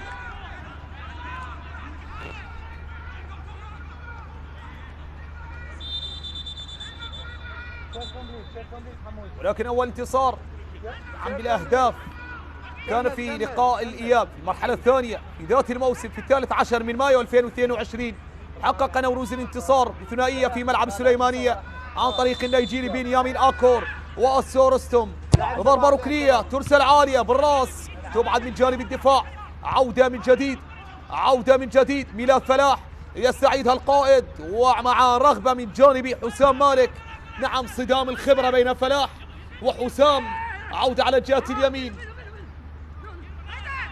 أحمد عبد الحسين برمية جانبية يتحصل عليها لصالح فريق أمانة بغداد. محاولة إلى الأمام ولكن تحولت إلى خارج أرضية الملعب. محاولة اللاعب حيدر سالم، متابعة من جانب اللاعب راوا يوسف.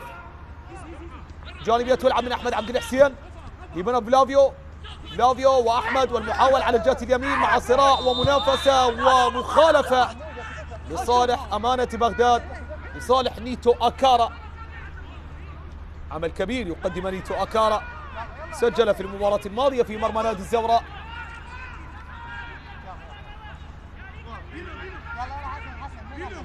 وأيضا المباراة قبل الماضية سجل في مرمى هوك، إذا لم يغب في آخر جولتين. سجل 6 أهداف في 6 جولات. غاب، نعم، عن التسجيل في مباراة واحد. نعم، بدأ تسجيل الأهداف في الجولة 16 في مرمى ديالا، سجل هدف كان هدف الانتصار، وفي مرمى الموصل سجل ثنائية الانتصار، ثنائية النظيفة، ثم سجل أمام القوة الجوية على الرغم من خسارة الفريق. بعدها غاب عن التسجيل أمام نادي النجف في الجولة 19، ثم عاد ليحقق الانتصار والتسجيل في مرمى دهوك، وسجل في المباراة الماضية في مرمى الزوراء. في 6 مباريات سجل في 5 مباريات من أصل 6. هذا ما جعله يتواجد في المركز الثامن في قائمة الهدافين في دور النجوم. واحمد عبد الحسين يحاول على الجهة اليمين بعرضية، الله الله الله الله ولكن ماذا هناك؟ نعم، فلاح يقلص الفارق، يرتقي الحرس القديم، ولكن حتى الآن التصديق على الهدف لم يحدث، لا يأتي حتى الآن، لم يصدر حتى الآن. ننتظر ونتابع. نعم، متسلل لاعب فلاح، ميلاد فلاح في الكرة الماضية. نعم، ارتقى وبرأسية يصل من خلالها لمرمى نادي نوروز، ولكن على التسلل. ولكن ننتظر حتى الآن التصديق. هي واضحة على مستوى الإعادة، ولكن كان فكر آخر وتدبر للحالة آخر وتقرير آخر لحكم المباراة وحكم الفار.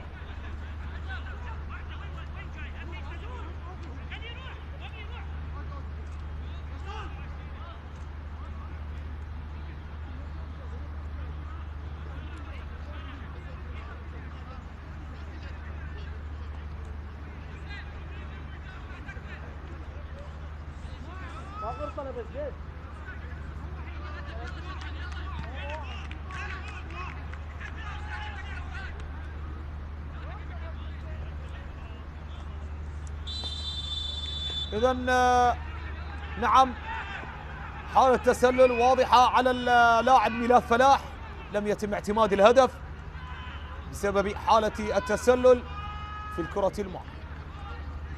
هذه الكرة الماضية كما هو واضح. عودة من جديد على الجهة اليمنى لصالح فريق أمانة بغداد أو لنوروز. استعادة لأمانة بغداد في وسط الملعب. لافيو استلام، تقدم، انتظار، بحث وتفتيش، نقلة على الجهة اليمنى، تقدم لأمانة بغداد. يحاول أحمد عبد الحسين، أحمد يمرر، فلافيو والاستلام للمتابعة للاستكمال لهذه الهجمة، ولكن من هناك أحمد إيسايا يستعيد في صدام أفريقي بين الأنغولي والنيجيري والصراع في وسط الميدان. حيدر سالم بالراس وصلت وعادت إلى الأمام. عملية الاستعادة لفريق أمانة بغداد. أيمن رزيج، هذه الكرة الماضية والصراع المستمر والنقلة على الجهة اليسار. طالت الكرة وعادت ووصلت ولا زالت بحوزة أمانة بغداد لجبار كريم في لحظات. نعم، هطول الأمطار، هطول النتائج والمعاناة على أمانة بغداد. يريد العودة والارتقاء.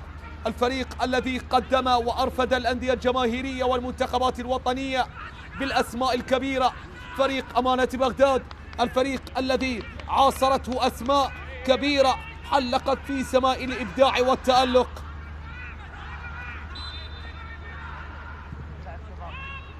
عودة من جديد، محاولات على الجهة اليمنى، انطلاقة من جانب حسام مالك. حسام ينطلق، حسام يبحث، ينتظر ويعود. تمريرة رائعة من هناك، خدعت الجميع وتابعت مشوار الهدف الثالث الذي يفتش عنه فريق نادي نوروز، ولكن استعادة للكرة وعودة من جديد في وسط الميدان.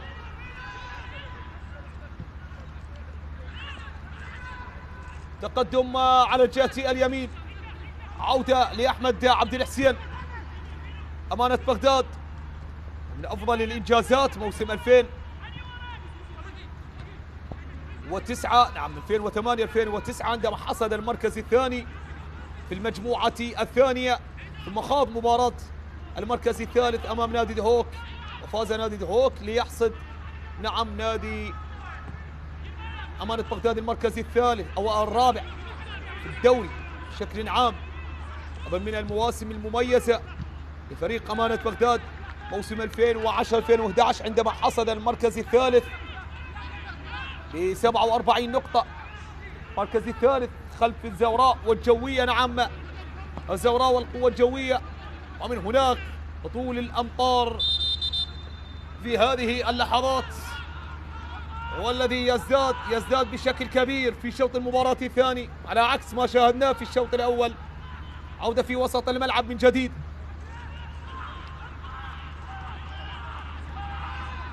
انطلاقة وعودة.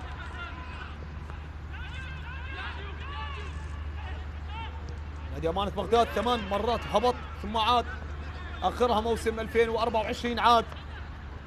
نعم هبط في موسم 2024 المركز التاسع عشر ب 31 نقطة. عودة من جديد في وسط الملعب.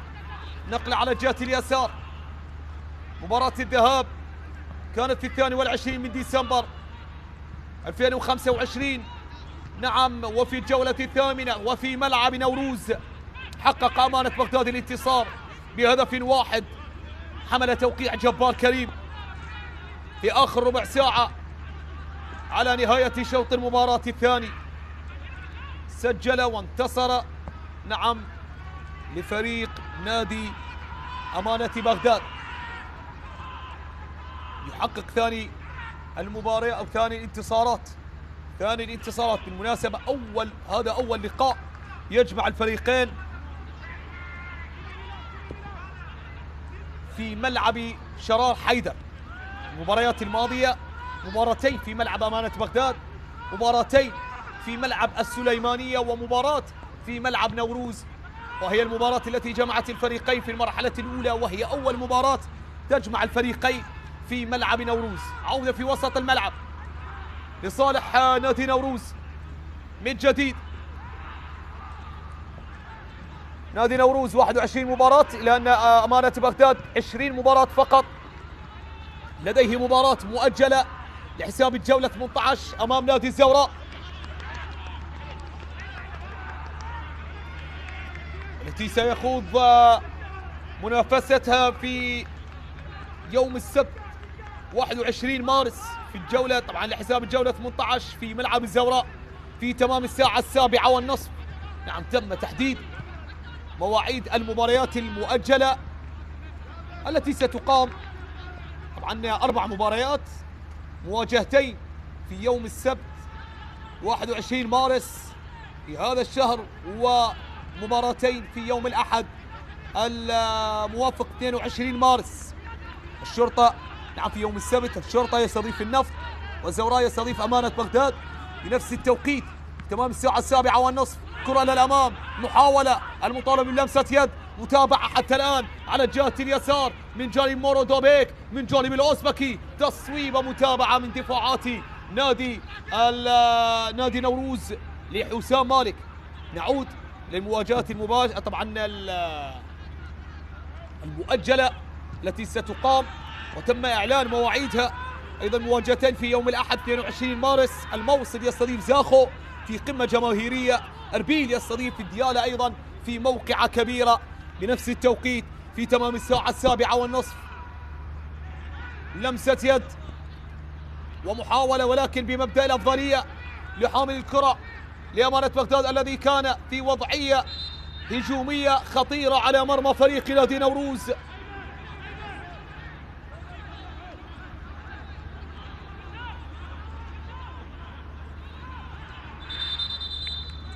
هطول الأمطار المستمر في هذه اللحظات.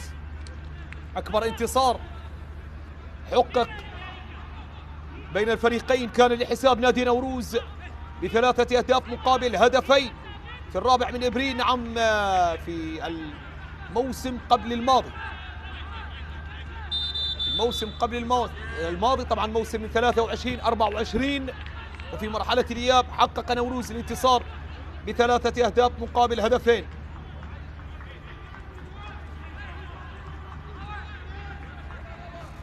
سيان طالب شارك كبديل رابع بديلا للاعب جبار كريم.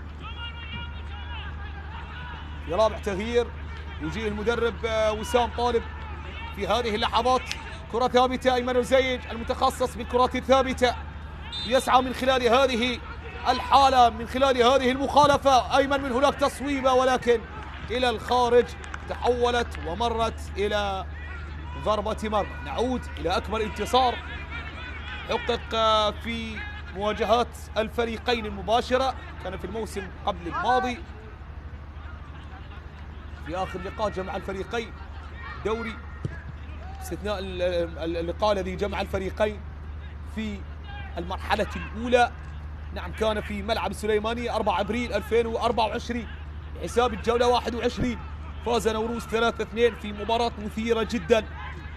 سجل لفريق نادي نوروز أحمد خالد وكلاوديو مارادونا والنيجيري إيفيان، حين سجل لأمانة بغداد العاجي فلورنت ديدر وأرنست تيري. كرة للأمام، محاولة وتصويب إلى الخارج. بالمناسبة إبراهيم توميو هو الهداف للمواجهات المباشرة، تمكن من الوصول لمرمى أمانة بغداد طبعا لصالح نوروز بمناسبتين.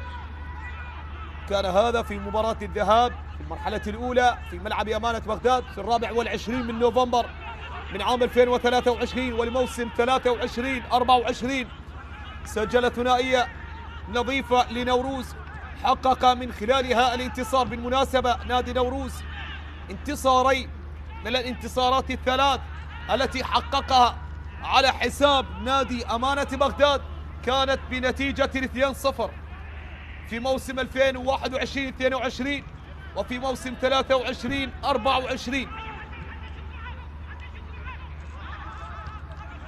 لم يلتقي الفريقان في موسم 23 أو في موسم 2022-23 وفي موسم 24-25 بسبب الهبوط نعم لأمانة بغداد. سيام طالب بأول لمساته، الوافد الجديد في تغييرات وسام طالب، عودة على اليسار من جانب مورود بيك يحاول الأوزبكي يمرر على اليسار، تقدم واستلام إلى الأمام، محاولة نقلة، لا زالت محاولات مستمرة ولكن استعادة وسيطرة ورغبة طبعا هجومية كبيرة لأمانة بغداد على عكس ما شاهدناه في شوط المباراة الأول من شحة الهجمات.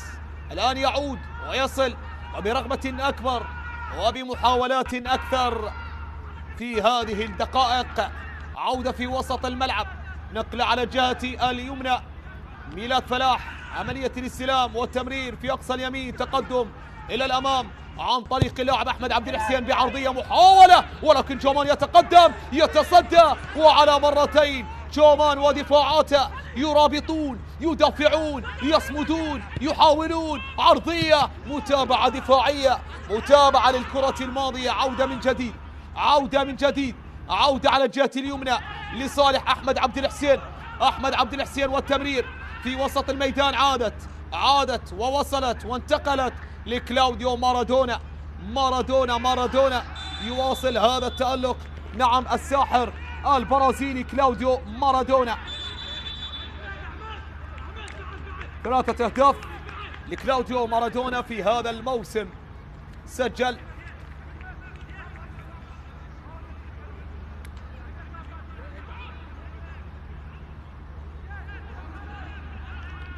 مصطفى راضي سيشارك بديلا لبول كومولافي صاحب الهدف الثاني في المباراة.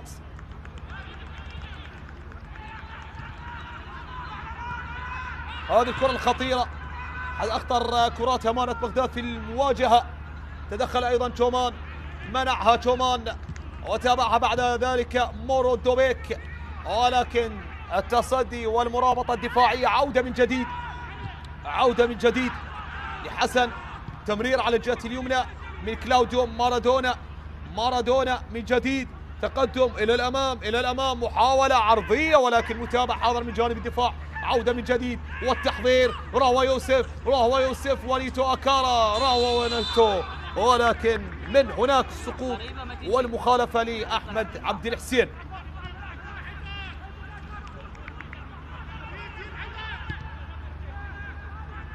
تألق نيتو أكارا قادم من نادي غوابيرا البوليفي،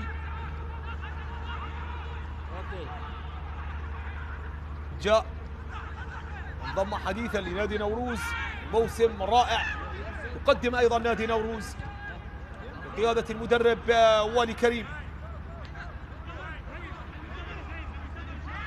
احمد انور، ايمن رزيج واحمد من جديد، والتمرير في وسط الملعب لمحمود أحمد، يمرر على الجهة اليمنى، متابعة حاضرة من جانب اللاعب نيتو أكارا، يتابعها نيتو في هذه اللحظات، يستعيدها ويمررها إلى الأمام باتجاه أحمد إيسايا ومارادونا وحسام مالك وتشومان حارس المرمى صاحب اللمسة طبعا والأثر الجيد في شوط المباراة الأول، والتصدي المثير لركلة الجزاء لجبار كريم. لو سجل أمانة بغداد ركلة الجزاء ربما لاختلفت الأمور، ربما الأمور تختلف تماما. نعم لو سجل أمانة بغداد وقلص الفارق، ورغبة مستمرة حتى الآن من مارسيك أيضا من المرابطين في الخطوط الدفاعية لفريق نادي نوروز. عودة في وسط الملعب من جديد لأيمن رزيج،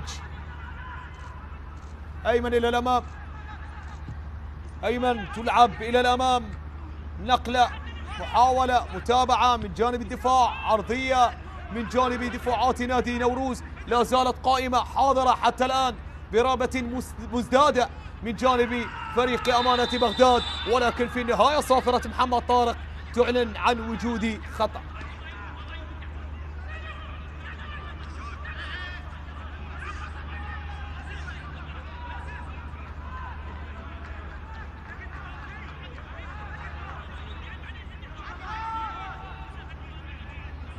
محمود أحمد قدم مباراة جيدة، ولكن يحاول من هناك، يستمر بالمحاولات.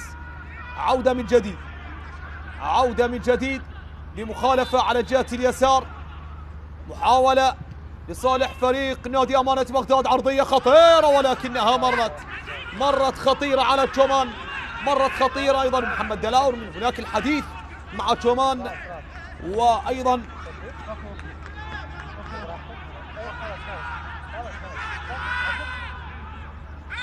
من هناك سوء تفاهم بين محمد دلاور وتشومان، والحديث المستمر في هذه اللحظات.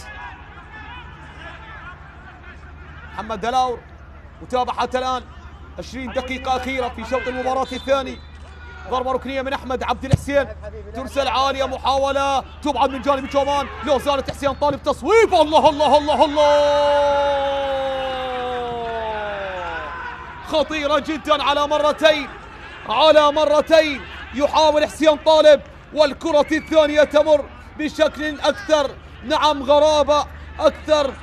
غرابة في هذه اللحظات، بتصويبة أولى تصدى لها المدافع محمد دلاور، والثانية حاول من خلالها فريق أمانة بغداد للوصول إلى المرمى. أي كرة عجيبة تصدى دلاور، تابعها حيدر سالم، نعم بشكل عجيب بشكل غريب. تمر فرصة التقليص لفريق أمانة بغداد الذي يدخل في الشوط الثاني نعم بنزعة هجومية أكبر حتى الآن، ولكن بدون أي تغيير يذكر على واقع النتيجة في هذه اللحظات.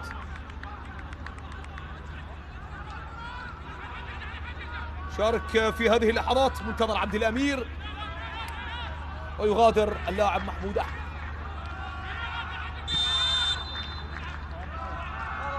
منتظر عبد الأمير، تجارب ومحطات جيدة لمسيرة هذا اللاعب صاحب 24 سنة. الانطلاق كان من القوة الجوية، ثم الكرخ، ثم زاخو، ثم الزورة في فترة طويلة أيضا بعد الانتقال لصفوف نادي القرمة، والآن ينتقل وينضم لفريق أمانة بغداد. يشارك في هذه اللحظات. كرة للأمام، محاولة متابعة جاءت من جانب الدفاع، عودة على الجهة اليسار، محاولة وعرضية متابعة من جانب الدفاع من جانب اللاعب أحمد إيسايا.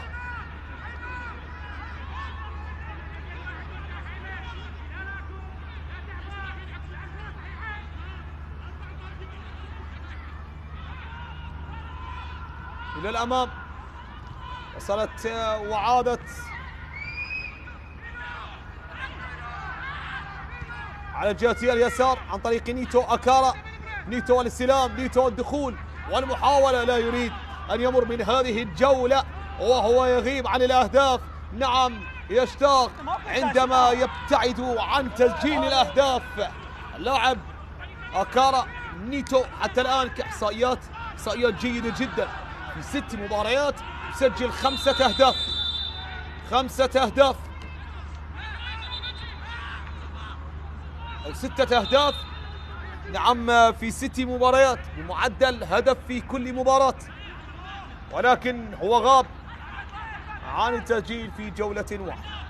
مباراة نادي أمانة بغداد القادمة سيحل فيها ضيفا على القوة الجوية في ملعب المدينة في يوم الثلاثاء 17 من مارس في تمام الساعة 9، بينما نادي نوروز يستضيف القاسم في يوم الأربعاء 18 من مارس في تمام الساعة 9.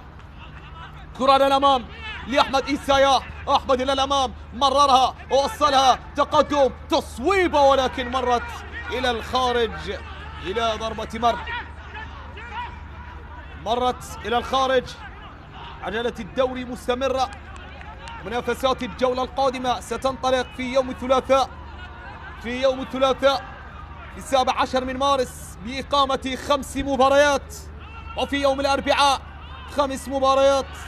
في يومين الجولة 23 ستكتمل إن شاء الله تعالى.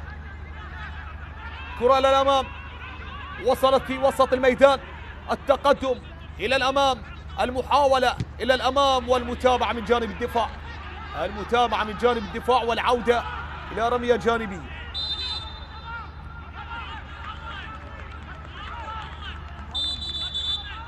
تغييرين لنوروز،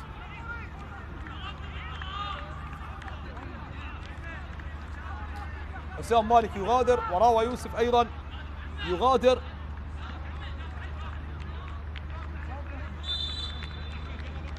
علي حسين وراستيكو فريق في هذه اللحظات، تغيير رابع في هذه اللحظات لنادي نوروز، الذي لديه حتى الآن تغيير واحد. أمانة بغداد دفع بجميع الأسلحة، دفع بجميع الأسماء في هذه الدقائق.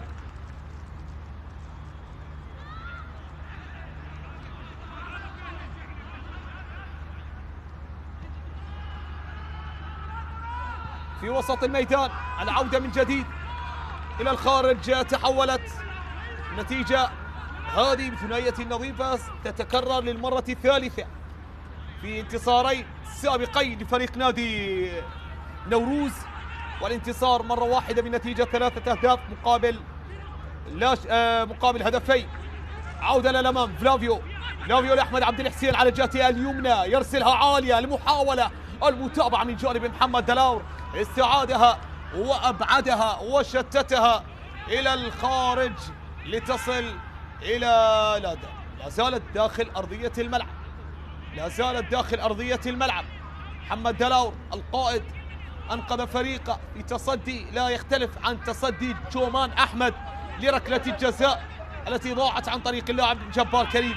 تصدي رائع لا يختلف تماما عن ما أهدره، نعم، أو ما تصدى له الحارس محمد جومان أحمد.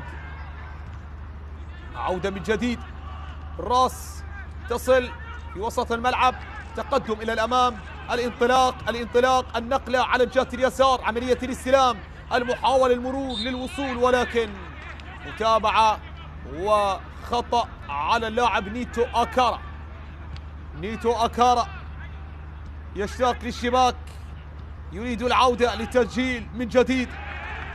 طالت الكرة وتحولت إلى الخارج.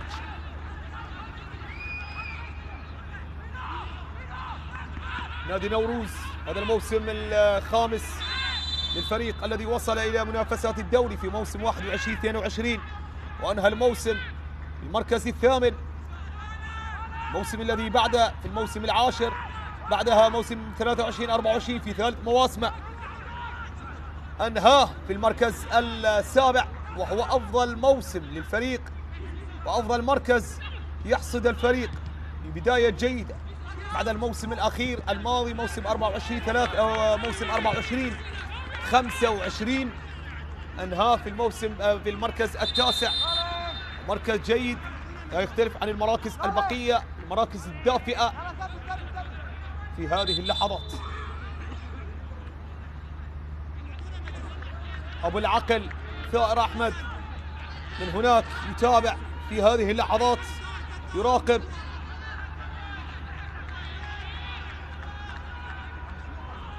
درب الطلبة القوة الجوية، أربيل، نفط الوسط، الزوراء، أمانة بغداد والكرخ.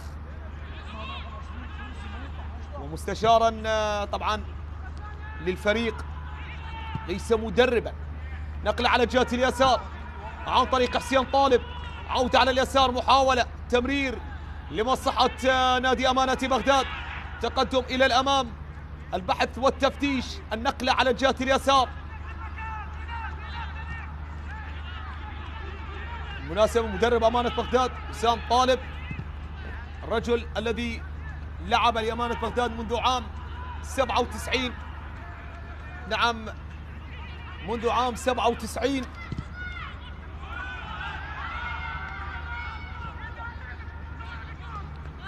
لما كان لاعبا لناشئي الزوراء، شباب الزوراء، تم تقديمه من خلال الراحل رياض سالم استقطابه لفريق نادي أمانة بغداد في عام 97. طاقة صفراء لجومان أحمد بسبب قتله للوقت. عودة للأمام، حسام من هناك على اليسار، عرضية، محاولة ولكنها طالت الكرة. عودة حسام طالب الذي اكتسب خبرة المدربين حين عمل معهم كمساعد، أحمد خلف، عصام محمد، ثائر أحمد، جمال علي، والآن هو مدرب لفريق أمانة بغداد. كرة إلى الأمام. الفريقين طبعا أكثر عدد من الأهداف استقبلها الفريقين كان في الشوط الثاني. عودة، الله الله الله الله، نيتو أكارا اختطفها، حاول بها، نهض وتابع، ومن هناك لمسة يد على نيتو أكارا، اختطف الكرة الماضية. نعم، وكان متسلل.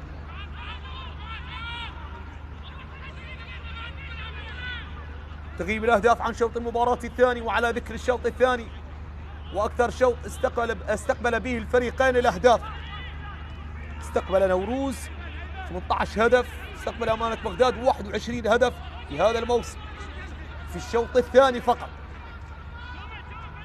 بالمناسبة فريق نادي نوروز تقدم بالنتيجة 8 مرات أو 10 مرات، حقق الانتصار ب8 مباريات وخسر بمباراتين. أرقام جيدة عندما يتقدم بالنتيجة.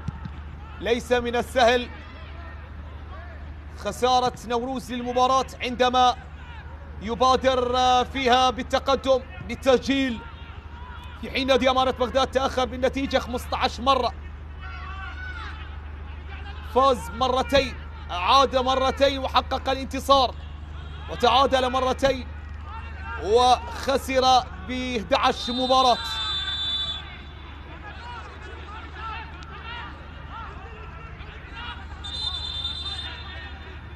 نادي أمانة بغداد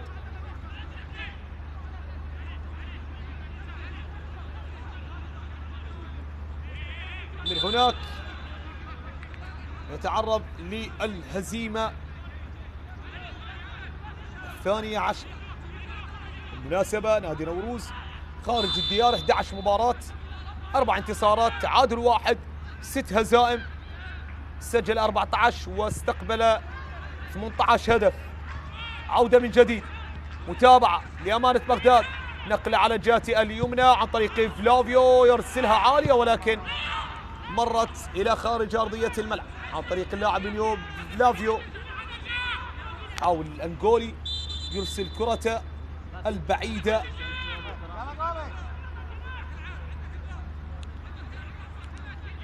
لاعب بنيو فلافيو من الإضافات القوية في صفوف نادي أمانة بغداد، سجل هدفين هذا الموسم، قادم من نادي زاخو. عودة من جديد في وسط الملعب، تقدم بالراس، عودة إلى الأمام، سيد طالب لاعب كان إضافة قوية على مستوى خط الهجوم والنزعة الهجومية لفريق نادي أمانة بغداد. صافرة محمد طارق تعلن عن وجود المخالفة في هذه اللحظات.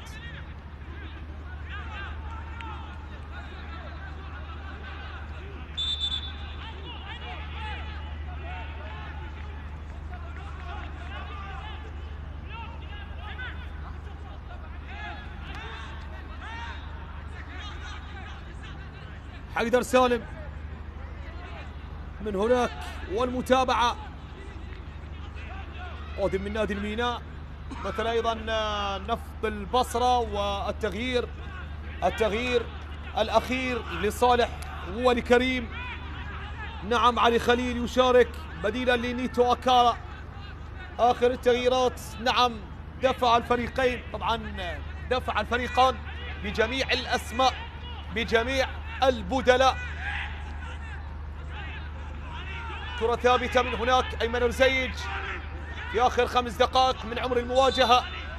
أمانة بغداد لا زال متأخرا بثنائية نظيفة سجلت ودونت في شوط المباراة الأول.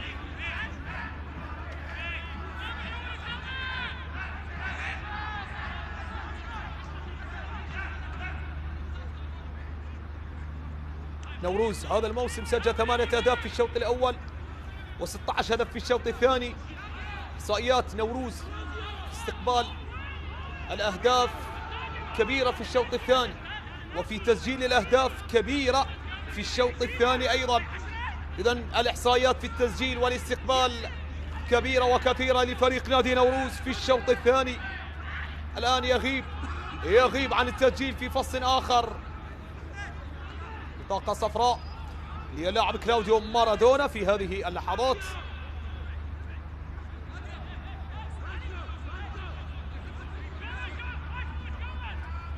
غدا تستأنف منافسات الدوري. أيمن رزيج كرة ثابتة من هناك، يحاول من خلالها لأمانة بغداد تصويبة بعيدة جدا إلى خارج أرضية الملعب. غدا إن شاء الله تعالى مواجهتين أو 4 مواجهات ستقام، 4 مواجهات ستقام في يوم الجمعة. نفط يستضيف النجف، ديالا يستضيف القوة الجوية، الزوراء يستضيف نفط ميسان، وأربيل يستضيف الميناء. ثم تختتم هذه الجولة في يوم السبت بعد غد بإقامة مواجهتين. القاسم يستضيف زاخو، والكرخ يستضيف دهوك. عودة للأمام لنوروز، تقدم وتصويبة بعيدة إلى الخارج، تصويبة بعيدة إلى الخارج. قليل الفرص الخطيرة شاهدناها، ومن هناك تصويبة اللاعب مصطفى الراضي تحولت ومرت إلى الخارج إلى ضربة مرمى لصالح فريق نادي أمانة بغداد. لاعب مصطفى راضي قادم من نادي كربلاء والذي مثل نادي الصناعة من الوافدين الجدد في شوط المباراة الثاني. هذا هو مصطفى، هذا هو الخطير، هذا هو الساحر، هذا هو المكير بلمسات رائعة لدى هذا اللاعب. لمسة يد من هناك على لاعب فلافيو، صافرة وخطأ يتردد لإشارة لوجود المخالفة.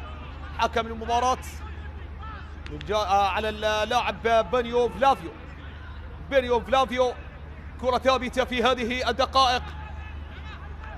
الوافد الجديد علي خليل، كثير من الأسماء في صفوف نادي نوروز مثلت نفط البصرة خاصة. علي خليل مثل الفريقين، مثل من قبل نادي أمانة بغداد في موسم 22-23، في موسم 23-24 أيضا. اللاعب علي خليل لمثل الطلبة، النفط، الميناء، نفط البصرة، أمانة بغداد، والآن يستقر مع نادي نوروز في المباراة رقم 11 لعلي خليل. كلاوديو مارادونا البرازيلي من هناك بتصويبة تصطدم بالحائط البشري وتتحول إلى ضربة ركنية لمصلحة نادي نوروز الذي شارف على إنهاء الشوط الثاني وإنهاء هذه المباراة بتحقيق للانتصار التاسع هذا الموسم. الانتصار على الكهرباء في الجولة الأولى، الانتصار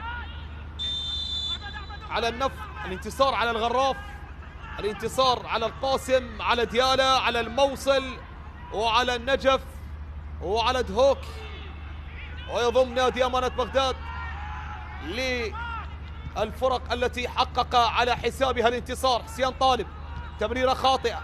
محمد دلاور في وسط الملعب، نقله إلى الأمام، متابعة من جانب دفاعات أمانة بغداد إلى الأمام، الانطلاق على الجهة اليسار لمنتظر عبد الأمير، منتظر والعودة في وسط الملعب لمورود بيك، مورود بيك بعد ذلك في وسط الميدان لحيدر سالم، حيدر سالم لأمانة بغداد لميلاد فلاح، ميلاد في وسط الميدان، نقل على الجهة اليمنى ولكن تصل الكرة بمتابعة نعم لحارس المرمى تشومان أحمد الذي تصدى وتألق في عدة مناسبات في هذه المواجهة.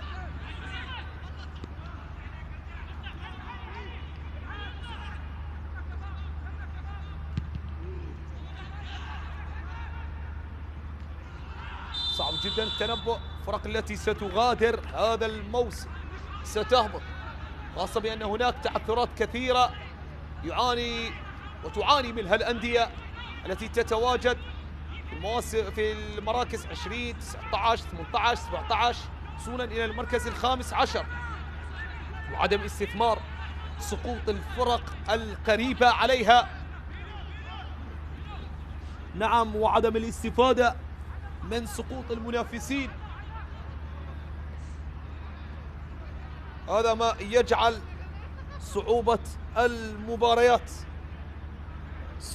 المباريات أكثر في هذه اللحظات.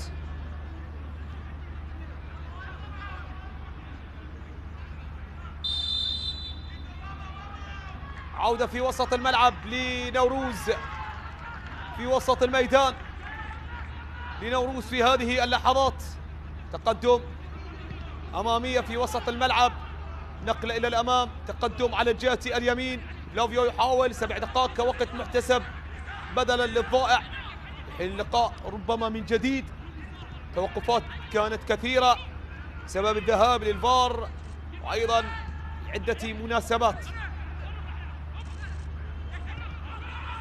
في الوسط عودة إلى الخلف، ميلاد فلاح في وسط الميدان لحيدر سالم، استلام من جانب فلافيو إلى الأمام، تمرير استلام من منتظر لأمورو دوبيك، تصويبة خطيرة جدا من الأوزبكي، يحاول يفتش من خلالها عن الهدف الأول، عن هدف التقليص، ولكنها مرت بسلام، مرت بمحاذاة القائم الأيمن، مرت الكرة وتحولت إلى ضربة مرمى لتشومان أحمد.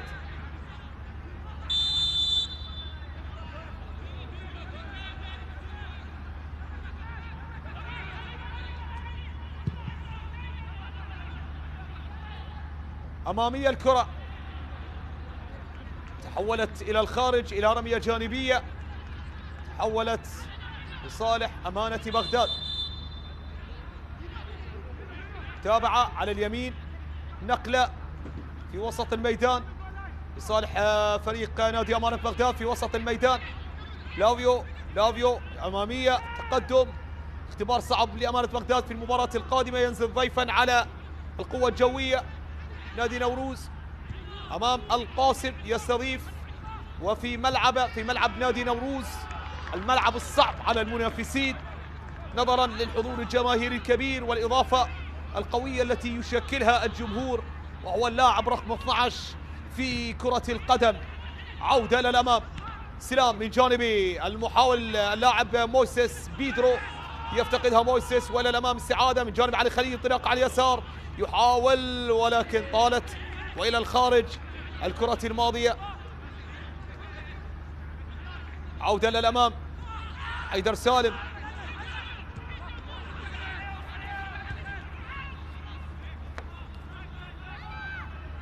وأحمد أنور يرسلها إلى الأمام في وسط الميدان، نقلة من جديد على الجانب الأيسر، تقدم، محاولة للوصول للعبور للتقدم، ولكن لا زالت المحاولات والكرة من هناك العرضية والإبعاد، محاولة الإبعاد لا زالت قائمة، والتمرير والتقدم والتصويب، الله الله الله، والإنقاذ أيضا على طريقة حراس المرمى، أيضا على طريقة الحراس محمد دلاور من قبل، والآن يأتي الإنقاذ من جانب اللاعب راستيكو فريق، نعم راستيكو فريق، ومن أنقذها ومن أبعدها أيضا يدين جومان أحمد لزملاء المدافعين على الإبقاء على نظافة الشباك، الإبقاء على نظافة الشباك خالية من الأهداف، خالية من التحرك من دخول أهداف المنافسين. تصدى دلاور من قبل، والآن راستيكو فريق، نعم بفريق واحد بروح واحدة وعالية، نعم يتألقون يبدعون ويحافظون على نظافة الشباك. حتى الآن محاولة من جانب موردوفيك، اللاعب الذي سرعان ما شارك، سرعان ما انخرط بالمهام الهجومية، حاول واشترك بالمهام، نعم في الطلعة الهجومية، في طليعة المهاجمين الباحثين عن تقليص الفارق والتقدم إلى الأمام. التصويب، الله الله الله،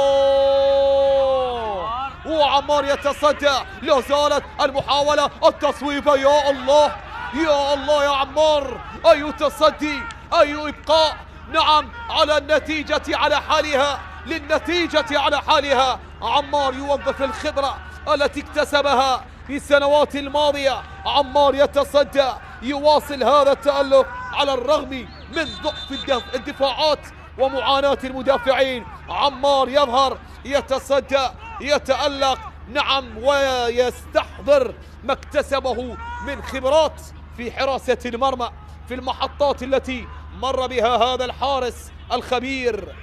عودة من جديد،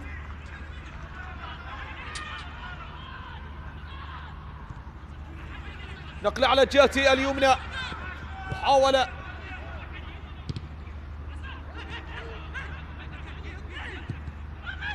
عرضية للأمام، محاولة ولكن جومان أحمد أقرب. جومان أحمد يتصدى في هذه اللحظات للكرة الماضية. جومان، عودة من جديد، كرة في وسط الملعب، نقلة بالراس تؤمن عند دفاعات أمانة بغداد. أمامية الكرة، ثنائية نظيفة، يقترب نادي نوروز من تحقيق انتصار التاسع هذا الموسم، نعم وأيضا بثنائية أغلب انتصارات نادي نوروز، انتصر بثنائية نعم نظيفة على النفط، بثنائية نظيفة على ديالة 2-1، على الموصل 2-0، على النجف 2-0، على دهوك 2-1.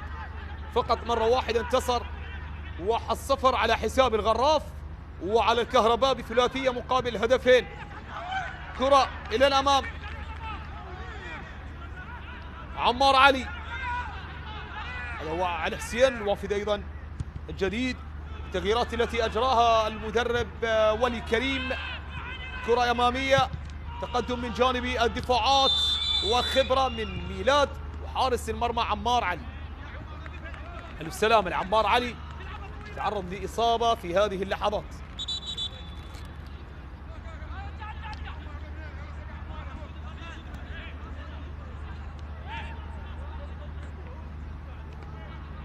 هذه الكرة الماضية، السلامة لعلي خليل وأيضا عمار علي في اللقطة الماضية. كرة للأمام، نقلة، متابع حسين طالب، فلافيو، مخالفة لأمانة بغداد في هذه اللحظات.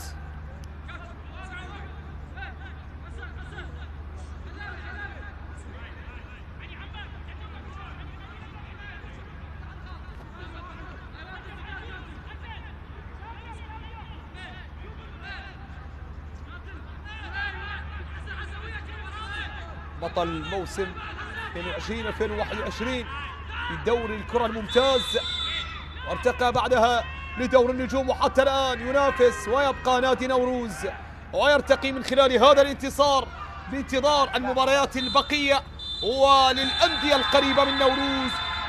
مشاهدينا الكرام، محمد طارق يعلن عن نهاية هذا اللقاء بانتصار لنادي نوروز، نعم جديد، وخسارة لفريق أمانة بغداد. مبارك لنوروز، هارد لك لفريق أمانة بغداد. مشاهدينا الكرام، شكرا لكم على حسن المتابعة، على أمل اللقاء في مواعيد أخرى، دمتم بخير والسلام عليكم ورحمة الله وبركاته.